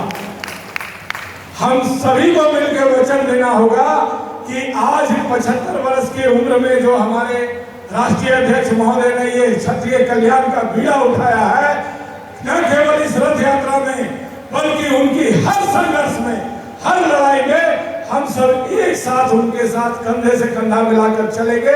आप लोग इसके लिए सहमत हैं? सभी तैयार हैं? तैयार हैं तो मेरे साथ अपने वचन को दोहराइएगा। मैं कहूंगा महेंद्र सिंह तंवर साहब संघर्ष करो, आप लोग कहेंगे, क्या कहेंगे? वचन क्या देंगे? हम तुम्हारे साथ हैं, देंगे? आइए देख लेते हैं। महेंद्र सिंह तंवर संघर्ष करो। नहीं, अभी तो आधे आदमी को डाउट है कि साथ देना है कि नहीं देना। अपने साथ नहीं ले जाएंगे, गाड़ी में बहुत कम जगह है और एक गाड़ी को चलाने में डेली 5000 का पेट्रोल जलता है, तेल जलता है। किसी को साथ नहीं ले जाएंगे, अपने घर से ही सहयोग करना है, जैसे अब तक करते आए हैं वैसे ही करना है, हिचकिए मत। अगर आप चाहते हैं कि क्षत्रियों का हित, क्षत्रियों के कल्याण के लिए हमारे माननीय अध्यक्ष जी जो 75 वर्ष की उम्र में यह पीड़ा उठाया है, आगे भी इसी तरह संघर्ष करते रहे, तो सभी पूरे जोश के साथ, पूरे उत्साह के साथ अपने वचन को दोहराइएगा, हम आपके साथ हैं। महेंद्र सिंह तंवर संघर्ष करो, हम तुम्हारे साथ हैं। महेंद्र सिंह तंवर संघर्ष करो, हम तुम्हारे साथ हैं। कुछ आदमी अभी भी डाउट कर रहे हैं, कुछ लोगों का दिखाई दे रहा है यहाँ से, ऐसा नहीं है कि अंधेरा है तो नहीं दिखाई दे रहा है। कुछ आदमी सोच रहे हैं हम तुम्हारे साथ हैं, धीरे से बोल रहे, सुनना लेंगे। अरे भैया क्षत्रिय हो, क्षत्रिय राजपूत की आवाज में तो पूरा का पूरा इतिहास बदल जाता है, और अगर डाउटफुल है तो इतिहास पलट के पढ़ लेना, और अगर वास्तव में वो क्षत्रिय जोश है तो एक बार इस हॉल को जैसे पहले गड़गड़ाते थे वैसे गड़गड़ाना है।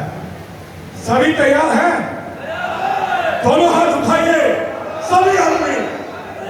महेंद्र सिंह तंवर संघर्ष करो, हम तुम्हारे साथ हैं। महेंद्र सिंह तंवर संघर्ष करो, हम तुम्हारे साथ हैं। भारत माता की जय। भारत माता की जय। अब मुझे विश्वास हो गया कि बंगाल से जो समर्थन मिलना चाहिए वो अगर अगली बार महेंद्र सिंह तंवर जी आ गए तो ये ऐसा 3-4 हॉल बुक करना पड़ेगा, तब जाकर के कार्यक्रम हो पाएगा। ये मुझे पूरा विश्वास है आपके दोस्त के साथ। और अब मैं ज्यादा समय नहीं लूंगा क्योंकि हमारे राष्ट्रीय अतिथि जो भी है बड़े ही प्रबुद्ध और बड़े ही अनुभवी हैं, हम उनकी बातों को सुनते हैं। एक बार मेरा उत्साहवर्धन के लिए जो आप हर बार करते आए हैं, अंत में क्या करना है वही पुराना, जय राजपूताना, जय राजपूताना, क्षत्रिय एकता जिंदाबाद। जिंदाबाद, जिंदाबाद।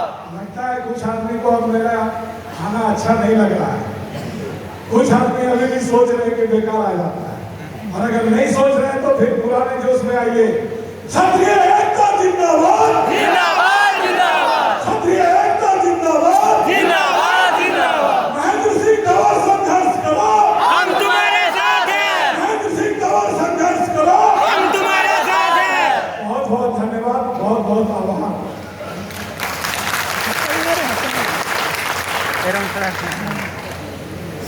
ধন্যবাদ মিস্টার লালন সিং মহাশয়কে।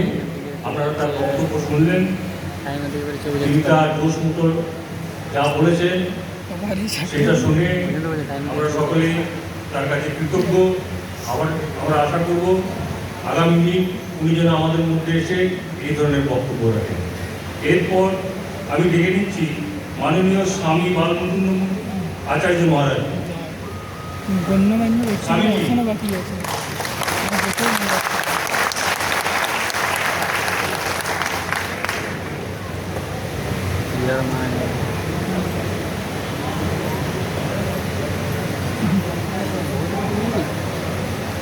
অযোধ্যার বটে, আপনার অযোধ্যার বটে রাম মন্দির ওইখানে পুরো বড় সড়ো মানে বিরাট বড়।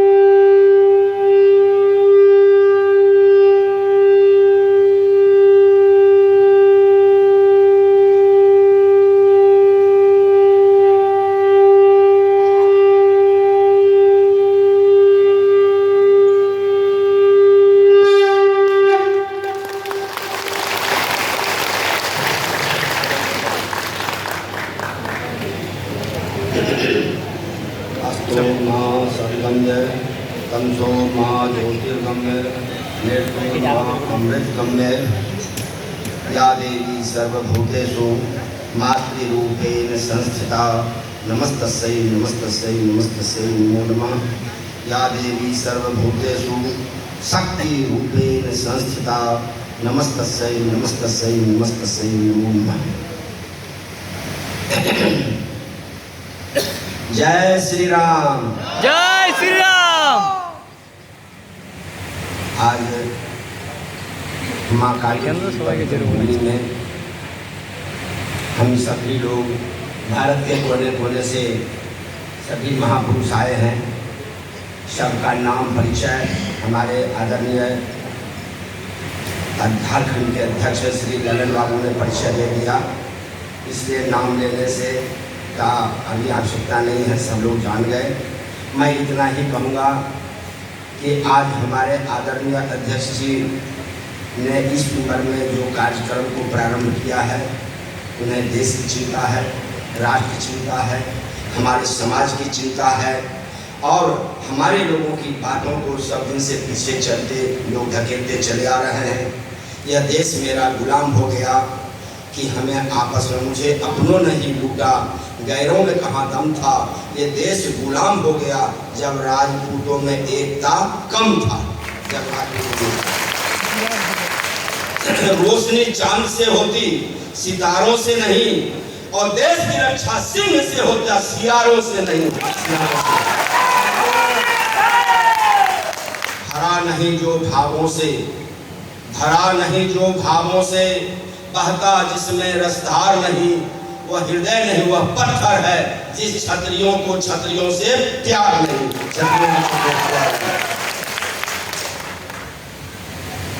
बंधुओं, मैं इतना ही कहना चाहूँगा कि दो सिंह आपस में लड़ गया और दोनों लड़ते लड़ते एक सप्ताह के बाद एक तो गिरकर मर गया, दूसरा वो भी थक चुका, वो भी मर गया। आज हमारे समाज की यही स्थिति है।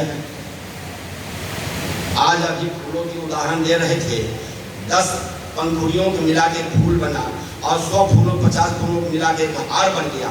वो हार में कितनी ताकत है कि चाहे कितने बड़े महापुरुष हो, अगर हार लेके एक बच्चा भी जाता है, कमजोर आदमी भी जाता है, उनका सर झुक जाता है। इसमें बहुत बड़ा तंत्र, इसमें बहुत बड़ा तंत्र है। आज हॉल का हाल इसलिए है कि हम सब लोग इकट्ठा हैं, हम सब लोग एक साथ में हैं, तभी ये हॉल का हाल ऐसा हो गया। मेरा भाई कहने का तात्पर्य यह है कि हम कहीं पर भी हैं, हम सब एक वंश के हैं। सूर्य चंद्र अग्निवंश और नागवंश के चारों हम जो हैं 36 कुलों में राजपूतों जो हैं, हम सब एक ही हैं। अयम निजा प्रोबेति गणना लघु चेतसाम उदार चरितानांतु वसुधैव कुटुंबकम। जब हम एक दूसरे से मिलते हैं तो वहाँ की रिश्तेदारी, वहाँ की रिश्तेदारी, वो चौहान है, वो रघुवंशी हैं, वे हमारे राठौर हैं। ऐसे करके हम सब लोग जब बैठते हैं तो सब एक दूसरे के कुटुंब और परिवार हैं, हम सब अपने हैं। सबसे पहले इतना ही सीखें कि हमारे कोई भी राजपूत कहीं पर भी हैं उनको हम गले लगाना सीखें। अगर कोई राजपूत कहीं आया है तो उनको आदर करना सीखें। और एक राजपूत अगर कोई ऊंचे पद पर है तो किसी राजपूतों को ऊंचे हाथ पकड़ कर ऊंचे खींचने की जरूरत करें, उन्हें आगे बढ़ाने की जरूरत करें। ये बहुत आवश्यकता है। आज अगर मेरा राजपूत भाई यहाँ नहीं होता तो मुझे कौन बुलाता, कौन आदर करता, कौन सम्मान करता। यहाँ के भाग में बहुत बड़ा भाव है और वह भालो है, भालो है, भालो है। আমি বুঝছে সবই কথা বুঝছে, বঙালী ভাষা আমি বুঝছে, বঙালী ভাव বুঝছে, बंगाली भालो कथा আমি বুঝছি, परंतु पूरा हम नहीं बोल सकते हैं लेकिन समझते सकते हैं। मैं विशेष नहीं कहते हुए ये ऋषि मुनियों के संतान हैं, हम सब लोग एक ही हैं और संतों के वंश हैं। यहाँ पर एक से एक कवि, एक से एक लेखक, एक से एक विद्वान, भारत बाजार कराने वाले महापुरुष श्री सुभाष चंद्र बोस इसी धरती के थे। जन गण मन अधिनायक को देने वाला रविंद्रनाथ टैगोर इसी के थे। खुदीराम बोस इसी भूमि के थे। यह वीर भूमि है, यहाँ पर है भी वीर भूमि। मैं वीर भूमि को मैं नमन करता हूँ और यहाँ के वीरांगनाओं को मैं नमन करता हूँ। जब ये काली का रूप धारण कर लेगी तो भारत की सेना भले पीछे रखा, हम कहते हैं भारत के वीरांगनाओं को हाथ में तलवार दे दे, आतंकवादियों के आंख निकाल करके दिखा देगी। और एक बात और कहना चाहते, याद आ गया कि हमारी सरकार जब ही देश की आजादी में हमारे 600-700 जो राज रियासत थी, जमींदारी थी, वो सब देश में देकर के इकट्ठा कि मेरा अखंड भारत बनेगा। उस समय जो सरकार बनी उस समय कहा राजपूत रेजिमेंट देंगे, लेकिन आज वो खड्डे में डाल दिया। कहाँ गया राजपूत रेजिमेंट? हमारी जमींदारी भी ले ली, आरक्षण लगा करके एक जो है बीमारी कैंसर भी डाल दिया। ये राजपूत समाज कहाँ जाएगा? अब जो है बर्दाश्त से ज्यादा हो रहा है, अब बर्दाश्त नहीं हो रहा है हमारे राजपूत समाज में और हमारे सवर्णों में खलबली मच रहा है। हम निश्चित है हमारे राजनेता निकल चुके हैं, क्षत्रियों को बल को किसी ने देखा नहीं है। जब क्षत्रिय एक होगा तब भारत नेक होगा, नेक होगा, नेक। ऋषि मुनि वीरवती ब्रह्मचारी साधु सती सम्राट सुखारी शिल्पी सुकवि गुणी नर नारी सबका जन्म स्थान हमारा प्यारा हिंदुस्तान, हमारा प्यारा हिंदुस्तान, हमारा प्यारा हिंदुस्तान। रामकृष्ण ने वीर बनाकर, शेर शिवाजी ने अपनाकर, प्रिय प्रताप ने प्राण गंवाकर जीवन किया प्रदान। हमारा प्यारा हिंदुस्तान, हमारा प्यारा हिंदुस्तान, हमारा प्यारा हिंदुस्तान। बहे सदनते के धूपधारा, चमके फिर सौभाग्य सितारा, कर्म धर्म दोनों के द्वारा हो सुरलोक समान। हमारा प्यारा हिंदुस्तान, हमारा प्यारा हिंदुस्तान, हमारा प्यारा हिंदुस्तान। हम इसी के साथ हमें अपने वाणी को कभी समाप्त नहीं करते। जब तक मेरा देश रहेगा, मेरा समाज रहेगा, मेरी संस्कृति रहेगी, मैं उसकी रक्षा में अपनी वाणी को लगा दूंगा। मेरी वाणी भी काम आए, मेरी कहानी भी काम आए, देश और समाज की सेवा में मेरी जिंदगानी भी काम आए। हम इसी के लिए आए हैं, इसी के लिए आए हैं। मैं मंगल कामना करते हुए, मैं इस भूमि को नमन करते हुए और वीर भगत सिंह जी को नमन करते हुए, जिन्होंने 80 वर्ष उम्र में भी देश में, राष्ट्र में संघर्ष करते हुए अपने जीवन को बिता दिया, आज हमारे बीच में नहीं है, लेकिन उनका कीर्ति स्मृति आज है। हमारे यहाँ पर सब बैठे हुए, मैं ऐसे महापुरुषों को नमन करता हूँ। वीर महाराणा प्रताप, वीर शिरोमणि को नमन करता हूँ और फिर चौहान वीर पृथ्वीराज चौहान जी को मैं नमन करता हूँ। उस वीरांगना रानी महारानी लक्ष्मीबाई को भी मैं नमन करता हूँ कि जब उठी सन 57 में वो तलवार पुरानी थी, बुंदेले भर बोलों के हमने सुनी कहानी थी, हमने सुनी कहानी थी। मेरे बंधु, मैं सबकी मंगल कामना करते हुए और आप लोगों के बात और भी कहूँ, अयोध्या धाम में हमारे राष्ट्रीय अध्यक्ष और आप लोगों का एक आश्रम है। जब कभी कोई क्षत्रिय क्षत्राणी आए, अयोध्या भगवान राम की पावन नगरी में आपको रहने ठहरने की जगह है। आप सब लोगों को निमंत्रण है, आप सब लोग वहां पर क्षत्रिय क्षत्राणी मुस्काओ तुम, अंधकार में करुण पंथ में प्रेम प्रदीप जलाओ तुम। बन जाए हार गले का यह सत्कर्तव्य, एकता सद्भावना प्यार प्रेम भाईचारा भक्ति शक्ति तुम्हारा, कीर्ति का पूजा हो जग में, यह आशीर्वाद हमारा, यह आशीर्वाद हमारा, यह आशीर्वाद हमारा। मैं उन्मत्त छात्र धर्म का लोभी हृदय दिखाने आया हूँ, कर कमलों में अर्पण है, चाहो तो स्वीकार करो, यह तो संत तुम्हारा ही है। ठुकरा दो या प्यार करो, ठुकरा दो या प्यार करो। सर्वे भवन्तु सुखिनः।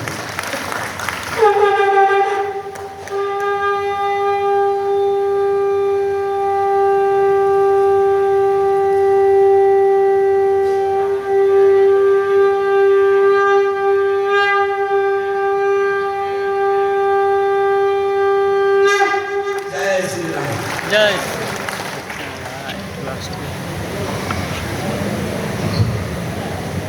माननीय स्वामी बालकुंद महाराज के हमारे विष्णुपुरे আসার জন্য আমরা অসংখ্য ধন্যবাদ এবং কৃতজ্ঞতা জানাই। উনি যে বক্তব্য পেশ করলেন সেই বক্তব্য আমাদের মধ্যে বহুদিন মনে থাকবে। আমরা আবার উপস্থিত সকলে মিলে তাকে নমস্কার জানাই।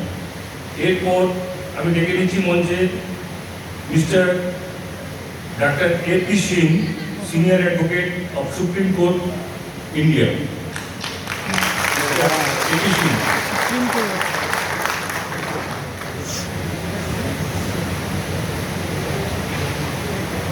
देखिए नॉर्मल नहीं है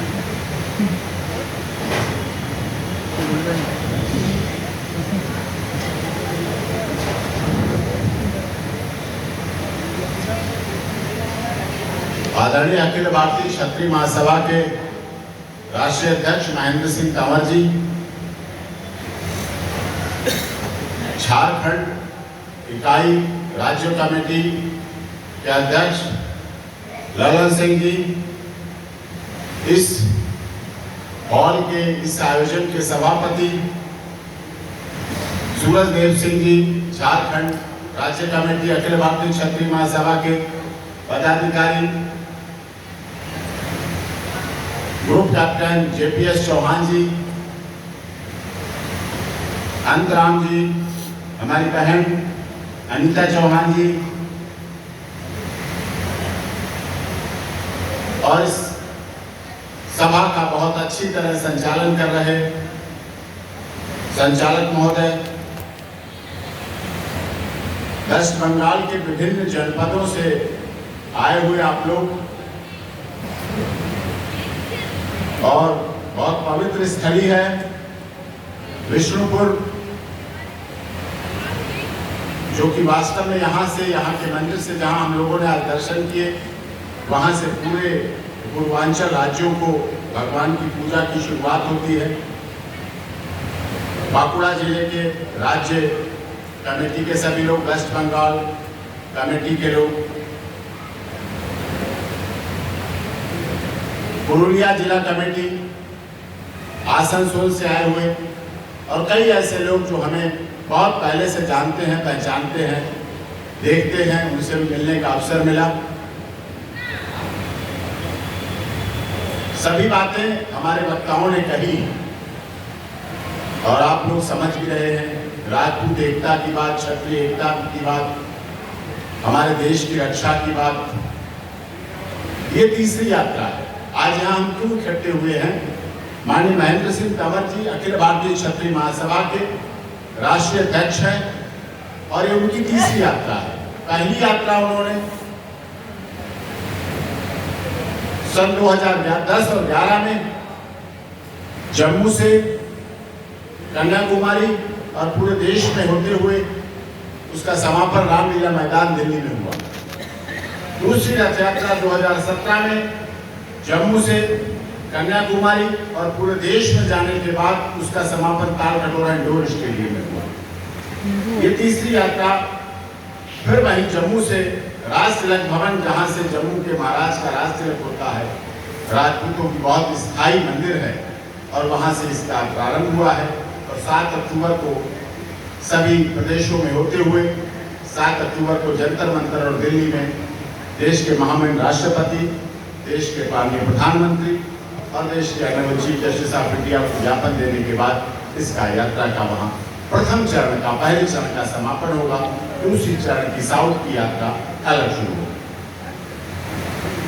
आपने जैसे समझ लिया है कि अखिल भारतीय क्षत्रिय महासभा जान चुके हैं 125 पुरानी, सबसे पुरानी अखिल भारतीय क्षत्रिय महासभा इस देश की राजपूतों की महासभा है, जिन्होंने 100 साल, आपने सुना होगा सन 1997 में लाल किला के पीछे 100 साल मनाया था इसी अखिल भारतीय क्षत्रिय महासभा ने, जिसमें इस देश के 5 राज्यों के वर्तमान उस समय के मुख्यमंत्री, 50 रियासतों के महाराज और सैकड़ों सांसद, मंत्री, मिनिस्टर सब उसमें शामिल हुए। देश का बहुत बड़ा आयोजन था, 100 साल आयोजन था, और पूरे देश से वहां पहुंचे थे। अखिल भारतीय क्षत्रिय महासभा लगातार पूरे देश में जब जब हमारे समाज पर, जब जब इस देश के राजपूतों पर, जब जब यहाँ की समस्याओं के लिए बात आती है, तो अखिल भारतीय क्षत्रिय महासभा माननीय महेंद्र सिंह तंवर जी के नेतृत्व में लगातार संघर्ष करती है।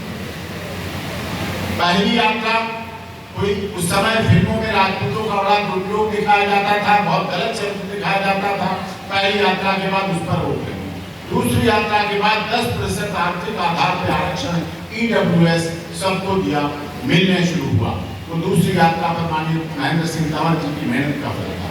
अब तीसरी यात्रा में फिर आर्थिक आधार पर आरक्षण हो, जातिगत आरक्षण समाप्त हो, हमारे देश से जो इतिहास के महापुरुषों का, जो हमारे देश के महापुरुषों का इतिहास है, उसका संरक्षण हो।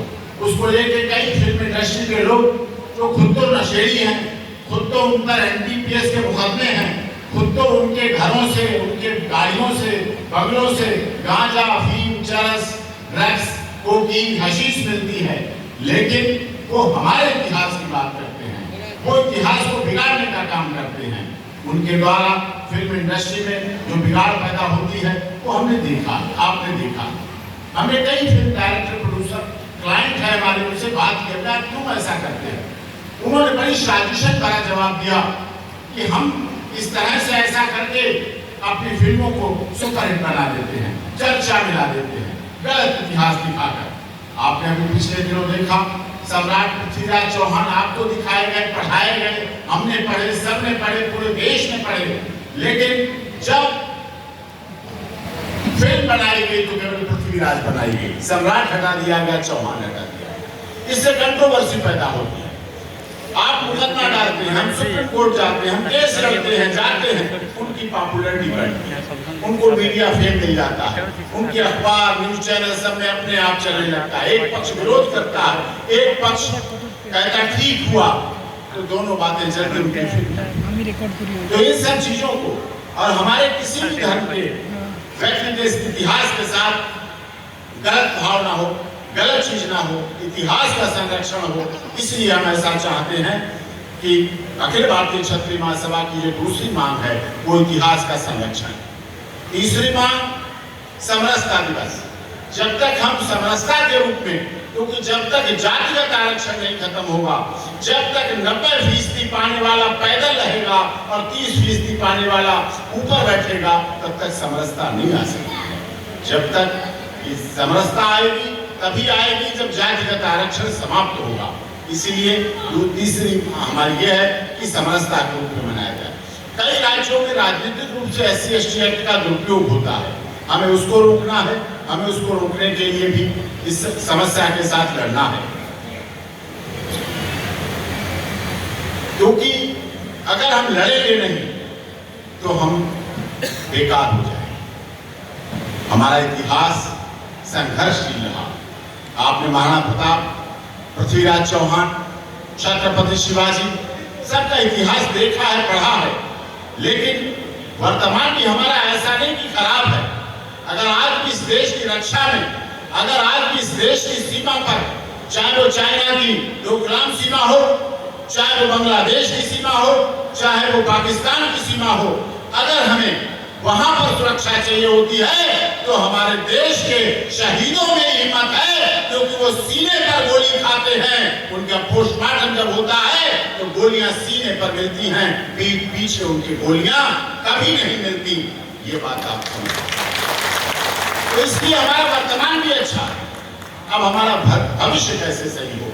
और ये लड़ाई अखिल भारतीय क्षत्रिय महासभा माननीय महेंद्र सिंह तंवर जी के नेतृत्व में इसलिए लड़ रही है कि हमारा भविष्य, जो बच्चे हमारे विदेशों में चले जाते हैं, जो बच्चे हमारे घरों को छोड़कर, गांव को छोड़कर, परिवार को छोड़कर, बुजुर्ग माता पिता को छोड़कर यहाँ से जाकर के विदेशों में चले जाते हैं, क्योंकि वहाँ नॉलेज, योग्यता की पूछ होती है और यहाँ सर्टिफिकेट की पूछ होती है। यहाँ सर्टिफिकेट देखा जाता है, वहाँ योग्यता पूछी जाती है, इसलिए वहाँ सेटल हो जाते हैं और यहाँ अपने बूढ़े माँ बाप को, बीमार माँ बाप को, अपाहिज, लचर, अव्यवस्थित माँ बाप को यहाँ छोड़ जाते हैं और अपना वहाँ चले जाते हैं। तो ब्रेन ड्रेन हो रहा है, इसको तभी रोका जा सकता है जब जातिगत आरक्षण समाप्त हो। और भी कई चीजें हैं, और भी कई समस्याएं हैं। मनीष जी बैठे हैं यहाँ, मनीष जी संघर्ष करते हैं यहाँ का, जो हम लोगों को सुबह दर्शन कराया, भगवान विष्णु मंदिर के दर्शन कराए, मीनकाई मंदिर में महादर्शन हुए, देवी के दर्शन हुए, राधा लाल जी, भगवान जी मंदिर के दर्शन कराए पूरी यात्रा को। और मैं एक बात और देखने को मिली, जिसको मैं यहाँ से कहना चाहता हूँ, जिस बात की आज जरूरत है, क्योंकि विष्णुपुर दीदी के राज्य का जनपद है। आज हम वेस्ट बंगाल के बहुत ही अच्छे बड़े जनपद बांकुड़ा के विष्णुपुर में है और यहाँ आयोजन हो रहा है और यहाँ मीनकाई मंदिर और राधालाल जी भगवान जी के दर्शन किए। मंदिर के जो पास का मैदान है, आर्कियोलॉजी डिपार्टमेंट ने मंदिर को ले लिया, मंदिर का संरक्षण कर लिया। अब वो आगे टिकट लगाएंगे, क्या करेंगे, लेकिन अगर टिकट लगाएंगे तो निश्चित रूप से, क्योंकि हमारे राजपूत समाज का मामला जुड़ा हुआ है, राजपूत से जुड़ा हुआ है, इसलिए हम उसका विरोध इस सरकार का बिल्कुल करेंगे और किसी कीमत पर वहां टिकट को नहीं करने देंगे। इसके लिए अखिल भारतीय क्षत्रिय महासभा अपने ज्ञापन में, अपने मेमोरेंडम में ये बात शामिल करेगी।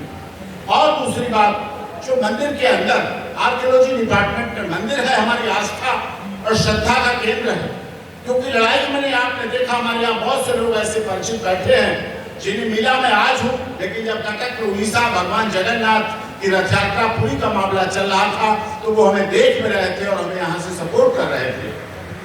तो वो मंदिर की लड़ाई लड़ी, कोणार्क में सूर्य मंदिर की लड़ाई उड़ीसा में लड़ी, आपके पड़ोस का राज्य आप जाते आते हैं। जब हमने वो लड़ाई लड़ी, सुप्रीम कोर्ट में लड़ाई लड़ी, कटक हाई कोर्ट में लड़ाई लड़ी, तो मैं आपको यहाँ से वायदानी वचन देता हूँ, एक सुप्रीम कोर्ट के एडवोकेट के नाते आपको वचन देता हूँ कि अगर ये जो मंदिर है हमारा राधा लाल जी भगवान जी का मंदिर है, और मंदिर के अंदर जो शौचालय बनाया गया है वो यहाँ वेस्ट बंगाल की सरकार बहुत जल्दी से जल्दी इसको हटा ले, आर्कियोलॉजी डिपार्टमेंट हटा ले, नहीं इसके लिए हम लोग बहुत बुरी तरह से फिर कानूनी लड़ाई लड़ेंगे और फिर सरकार ये न कहे क्या हो रहा है क्या नहीं हो रहा है। बड़ा विषय है, इससे हमारी आस्था के साथ खिलवाड़ किया। आपने हमारी 650 रियासतें ले ली, हमारे मंदिर ले लिए, उन पर टिकट लगा दिए, उन पर तरह तरह के आपने काम किया, हमने कुछ नहीं दिया। आपने हमारी जमीन, आपने सब कुछ लोगों को दिया, हमारे देश के लोगों को दिया। हम किसी जाति, धर्म, क्षेत्र, भाषा, संप्रदाय की बात नहीं करते, लेकिन ये जो समस्या है जो देखने में मिली, जहाँ मंदिर के अंदर जो हमारे महाराज का बना हुआ, राजा के यहाँ का मंदिर बना हुआ था, यहाँ निकाय मंदिर के पास राधा लाल जी मंदिर, जहाँ आर्कियोलॉजी विभाग का लगा हुआ है, बोर्ड लगा हुआ है, और विष्णुपुर ऐतिहासिक है, या मंदिरों का शहर कहा जाता है विष्णुपुर को। अगर वेस्ट बंगाल के किसी जनपद, किसी शहर में सबसे अधिक मंदिर है तो वो निश्चित तौर पर यहाँ विष्णुपुर है, जहाँ सबसे अधिक मंदिर है। और ऐसी हालत में, इस स्थिति में अगर वहां से उस शौचालय को तत्कालीन यहाँ के डीएम जो कलेक्टर है या वेस्ट बंगाल गवर्नमेंट है, हम गवर्नर साहब को भी इस बात का आगाह करेंगे। गवर्नर साहब यहाँ से भाग्यशाली हैं, यहाँ के गवर्नर वहाँ जाके देश को राष्ट्रपति बने, तो दूसरे गवर्नर साहब में भी इतनी दम होनी चाहिए, होगी, उन्हें कानूनी संवैधानिक पद है, तो उनसे भी अनुरोध करूंगा, और यहाँ की माननीय मुख्यमंत्री दीदी जी से भी अनुरोध करूंगा कि वो वहाँ से शौचालय को हटा के पूरी तरह से मंदिर की जिस तरह से व्यवस्था होती है आर्कियोलॉजी विभाग को सौंपे, ये आवश्यक है। इसीलिए मैंने आपका यहाँ से लोगों की मांग की, लोगों ने मुझे कहा इस बात को आप उठाइए, ये बात आपकी शक्ति है। कई समस्याएं ऐसी होती है, अभी झारखंड में थे तो मामला अंकिता सिंह का है, अंकिता सिंह आपके यहाँ से झारखंड जुड़ा हुआ है, आप और झारखंड एक तरह से एक मिले हुए हैं। अंकिता सिंह का मामला आया, लव जिहाद का मामला आया, इन मामलों पर भी अखिल भारतीय क्षत्रिय महासभा बराबर सजग रही है, बराबर जागरूक रही है। और जब हाथरस प्रकरण हुआ तो मैं एडवोकेट था और माननीय महेंद्र सिंह तंवर जी के नेतृत्व में अखिल भारतीय क्षत्रिय महासभा का प्रतिनिधिमंडल वहां पहुंचा, हाथरस पहुंचा, और लोगों को उनके न्याय की लड़ाई सुप्रीम कोर्ट से तक लड़ी। जब पलवल के साथ एक बेटी के साथ हत्या हुआ, इसी तरह का लव जिहाद का मामला, माननीय महेंद्र सिंह तंवर जी पहुंचे। जब इतिहास के साथ छेड़छाड़ होती है, जब सम्राट राजा प्रतिहार भोज को कुछ लोगों ने गुर्जर कहना शुरू हुआ, तो हम लोगों ने बराबर इस लड़ाई को लड़ा। तो आपसे वायदानी वचन देते हैं यहाँ कि जो भी जिस तरह की आपकी लड़ाई होगी, अखिल भारतीय क्षत्रिय महासभा इस देश की सबसे पुरानी संस्था है, सबसे पुराना संगठन है, सबसे मजबूत संगठन है, पूरे देश में तीसरी रथ यात्रा का संचालन कर रहे हैं, और लगातार देश के प्रदेश के राष्ट्रपति और उन सबको ज्ञापन देकर दे रहे हैं, वहाँ उनको देंगे और उनको बात समझाएंगे, और इसके बाद विस्तार से माननीय महेंद्र सिंह तंवर जी भी बताएंगे। मुझे तो नहीं पता, आप लोग हिंदी जानते हैं, कितनी बंगला जानते हैं, हमारे ललन सिंह तो जानते हैं, आदि बंगला जानते हैं, आदि हिंदी जानते हैं, तो वो तो अच्छा बोल लेते हैं, लेकिन मैं तो बंगला के बारे में इतना ही जानता हूँ, जैसे बंगला में मैं सीख देखता था, सीख तो क्या जरूरत थी, इंग्लिश सुप्रीम कोर्ट में तो वकालत करता हूँ, वहाँ तो सब कुछ ट्रांसलेट होके आता है यहाँ से, तो मैं तो हमार सोना बांग्लादेश, আমি তোমাকে ভালোবাসি, इतना जानता हूँ, इतना सुना है। के साथ मैं इतना जोड़ सकता हूँ कि हमार सोनार बांग्लादेश, हमार सोनार राजपूत DNA, हमार सोनार बांग्लादेश अमित मामू। मैं जानता हूँ कि समझता हूँ इतना ही समझ है, लेकिन आपको वायदा नहीं वचन देता हूँ और जो बात यहाँ कह रहा हूँ कि आप लोगों को इस पर जो यात्रा है, जो हमारी महासभा का ये चल रहा है यात्रा, इसमें आपको और सहयोग करना है। सोशल मीडिया का जो भी आपके फेसबुक, सोशल, ट्विटर, इंस्टाग्राम, आजकल इसके बिना किसी का कोई काम नहीं चलता। फोन जरूरी रखना हो गया, फोन आवश्यक हो गया है। हमारी बहनें बैठी थी कह रही थी फोन के बिना तो काम चलता नहीं। तो इसलिए आप सोशल मीडिया पर भी अखिल भारतीय क्षत्रिय महासभा को डालें, उस पर चलाएं, उसको जोड़ें। यहाँ की मुख्यमंत्री, देश के प्रधानमंत्री, देश की महामहिम राष्ट्रपति, जिसको आप भेज सकते हैं यहाँ की यात्रा के बारे में, अपनी मांग के बारे में, अपने समर्थन के बारे में, वो भेजें, वो ज़्यादा अच्छा रहेगा। और क्योंकि सब चीज़ें उपलब्ध हैं, अगर मैं यहाँ बोल रहा हूँ, मुझे बहुत से साथी ऐसे मिले जो मेरे अपने आप ढूंढ के मिल रहे थे, कह रहे थे नहीं आपको दिखा रहे थे पिछला मुझे कि देखिए तो डॉक्टर AP सिंह लायर जैसे पेज है, तो डॉक्टर AP सिंह लायर पर सब कुछ मिल जाता है, आप देख लेते हैं। ऐसे ही अखिल भारतीय क्षत्रिय महासभा के इसको कार्यक्रम को पूरा सब जगह डालें, सब जगह भेजें, सब जगह पहुंचाएं, तो आपका ये मकसद सफल होगा। हमारे साथ जोरदार नारा लगाएं, भारत माता की मुट्ठी बांध लें। लोग चले गए हैं वैसे ही, लेकिन उनके बदले भी आपको बोलना है ना। बसें चली गई होंगी तो चले गए होंगे, तो इसलिए मुट्ठी बांध के बोलेंगे हमारे साथ जोरदार नारा। हम अपने भारत माता की जय करा रहे हैं। आपने कहीं लंदन माता, चीन माता, जापान माता, अमेरिका माता, यूक्रेन, रूस माता सुनी है? नहीं सुनी है। इसीलिए भारत माता की जय करें, मुट्ठी बांध के बोलेंगे, भारत माता की जय, भारत माता की जय।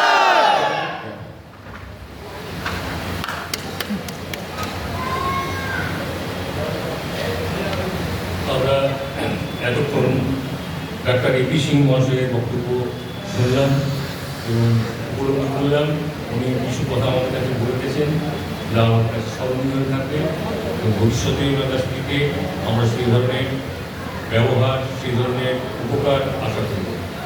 এরপর আজকের এই অনুষ্ঠানের শেষ বক্তা,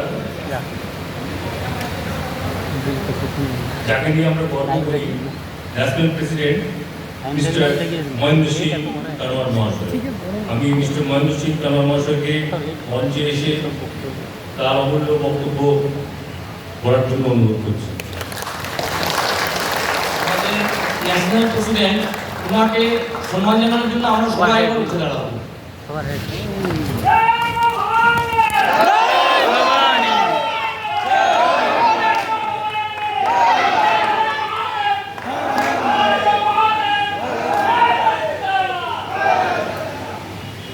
बहुत ही आदरणीय, मैं 5 मिनट में अपनी बात करूँगा, ज़्यादा देर नहीं बोलूँगा। मुझे पता है कि आपके जाने का समय हो चुका है। हमारे बीच में आदरणीय प्रधान जी, आदरणीय हमारे राज्य उपाध्यक्ष AP सिंह साहब, हमारे झारखंड के कार्यकारी अध्यक्ष महोदय ठाकुर ललन सिंह जी, हमारे बीच में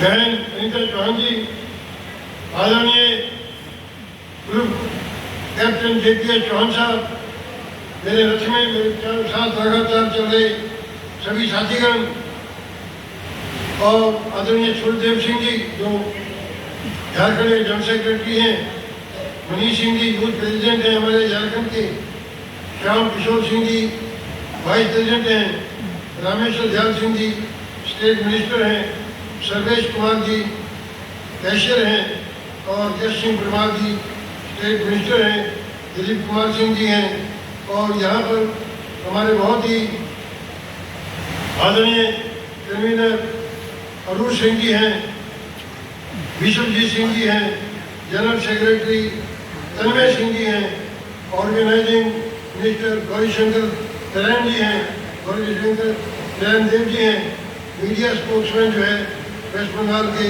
वो ज्योति प्रसाद सिन्हा हैं, और अकाउंटेंट जो है अरुण पाल सिन्हा जी हैं, और विमेंस की तरफ से अनिमिका सिंह है और एक गणेश सिंह जी हैं। और मैं इनको जो है यहाँ से ये कमेटी जो मैं अनाउंस करता हूँ, ये हमारी कमेटी रहेगी और उनको मुसीबत वाले पत्र जो है आजकल में आ जाएगा। देखिए बहुत लंबी बात होगी, मांगे सब बता दी AP सिंह साहब ने, सारी चीज़ें होंगी। लेकिन मेरे बहुत ही अजीब हमारे दूसरे देशों जो है मनीष जी चले गए क्या? मनीष जी ने बहुत अच्छी बात कही। रामदल इस महासभा का इतिहास है, 125 साल पुरानी तो संस्था है, लेकिन इसका इतिहास कम से कम 200 साल पुराना इतिहास है इसका।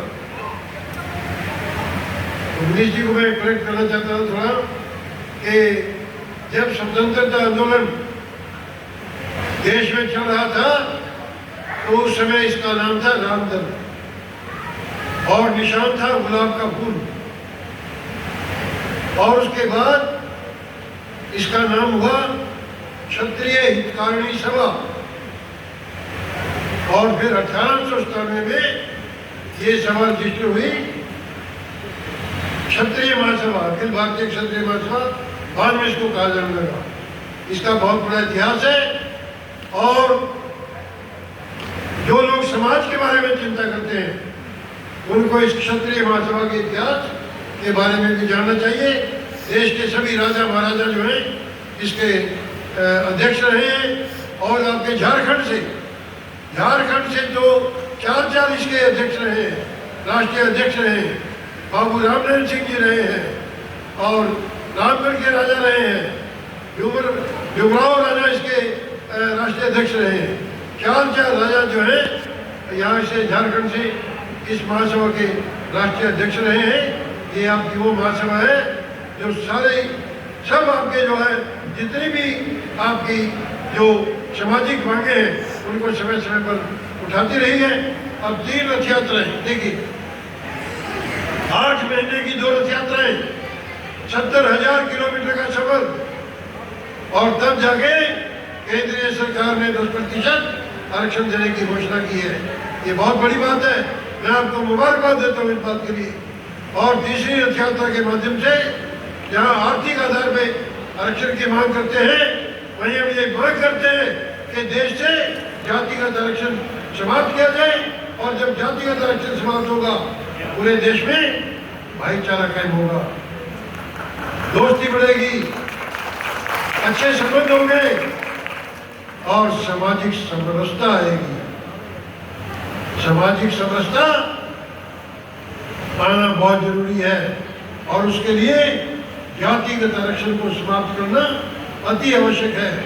आज देश में जाति के नाम पे, बात के नाम पे, वर्ग के नाम पे, इलाके के नाम पे, धर्म के नाम पे, मजहब के नाम पे एक नफरत का माहौल है। बहुत दुख की बात है, बड़ी दर्दनाक बात है और इसका मुख्य कारण ये जातिगत आरक्षण है। जातियों के आधार पर आरक्षण इसका मुख्य कारण है। हम ये चाहते हैं जातिगत आरक्षण समाप्त हो और देश में भाईचारा कायम हो, सामाजिक समरसता का माहौल बने और देश और राष्ट्र मजबूत हो। तीसरी हमारी मांग है जो हमारे महान पुरुष हैं,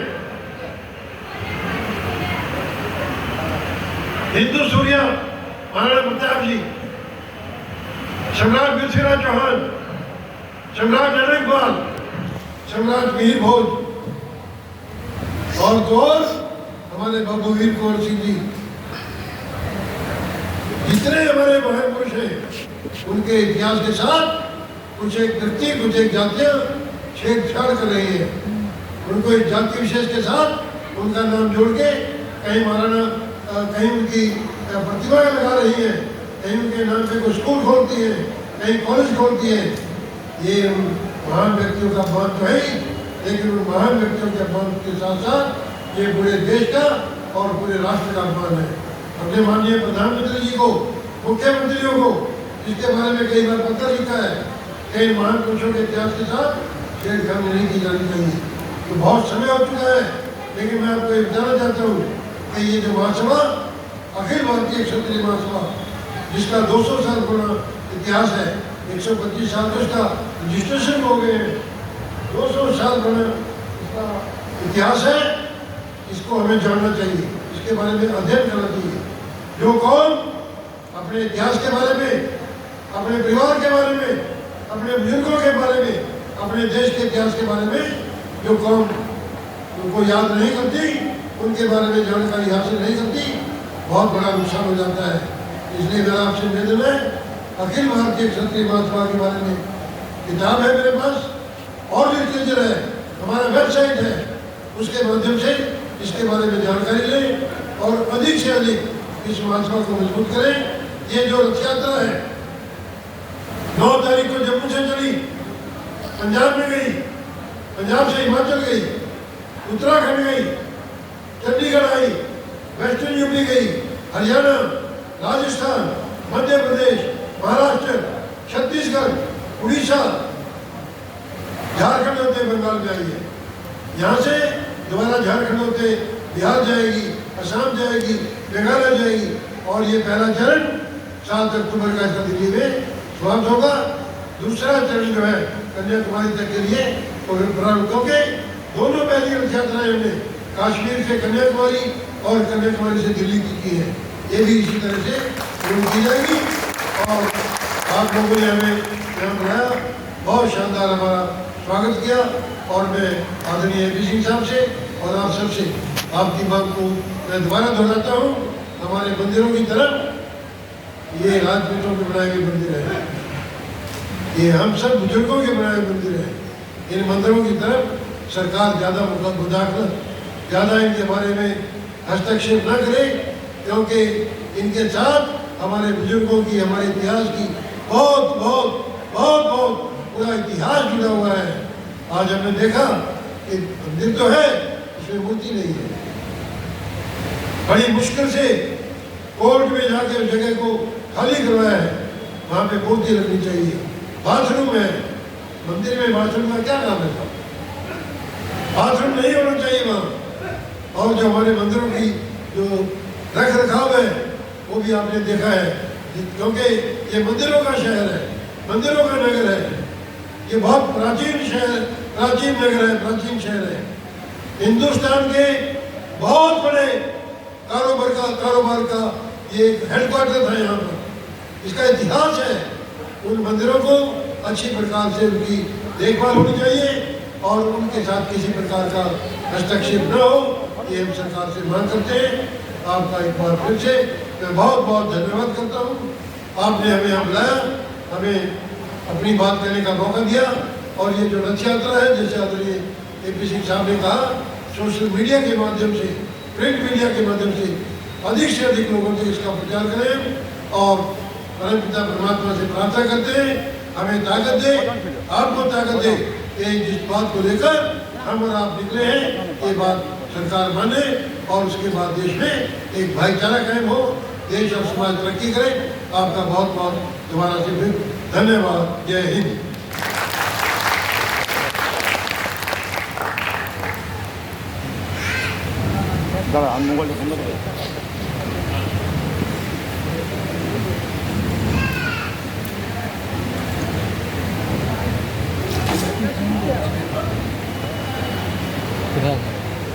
আমাদের national president mister Mahendra Singh Dhanwar মশাইকে অসংখ্য ধন্যবাদ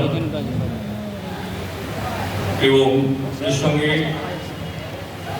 আগত এই রথযাত্রী সকলকে আমাদের বিষ্ণুপুরবাসী তথা বাঁকুড়া জেলার পক্ষ থেকে অসংখ্য ধন্যবাদ। তারা যে সময় নষ্ট করে পরিশ্রম করে এই বয়সে গাড়িতে করে এত দেশ দেশান্তর ঘুরে এসে আমাদের মধ্যে এসছেন, তার জন্য আমরা অখিল ভারতীয় ক্ষত্রিয় মহাসভার পক্ষ থেকে সকলকে আমাদের ধন্যবাদ জানাই। ব্রহ্মচারী মহাশয়কে আমাদের সশ্রদ্ধ প্রণাম জানাই। প্রণাম জানিয়ে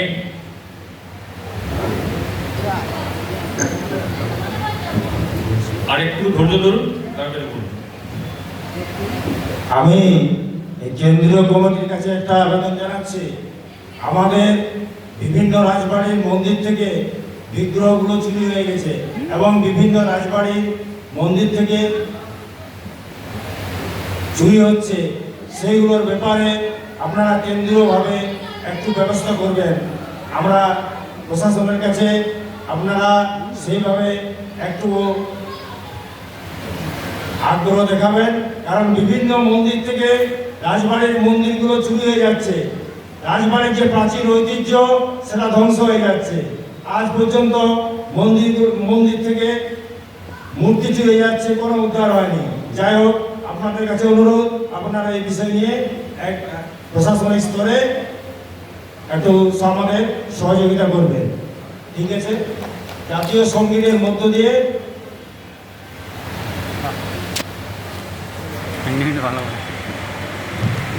এই যে রথযাত্রা বেরিয়েছে, তো আমরা সবাই ডিস্ট্রিক্টে একটা মানপত্র দিচ্ছি। আমি আগ্রহ করব বাঁকুড়া জেলা অধ্যক্ষ প্রেসিডেন্ট থেকে আমাদের রাষ্ট্রীয় অধ্যক্ষ থেকে ওই মানপত্রটা নিয়ে নেয়।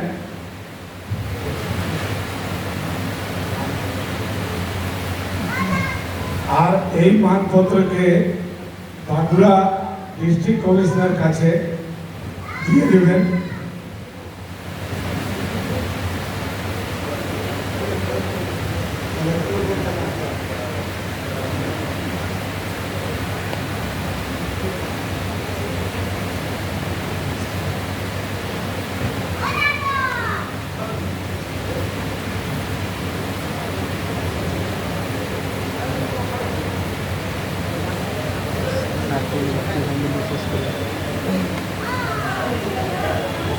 আমাদের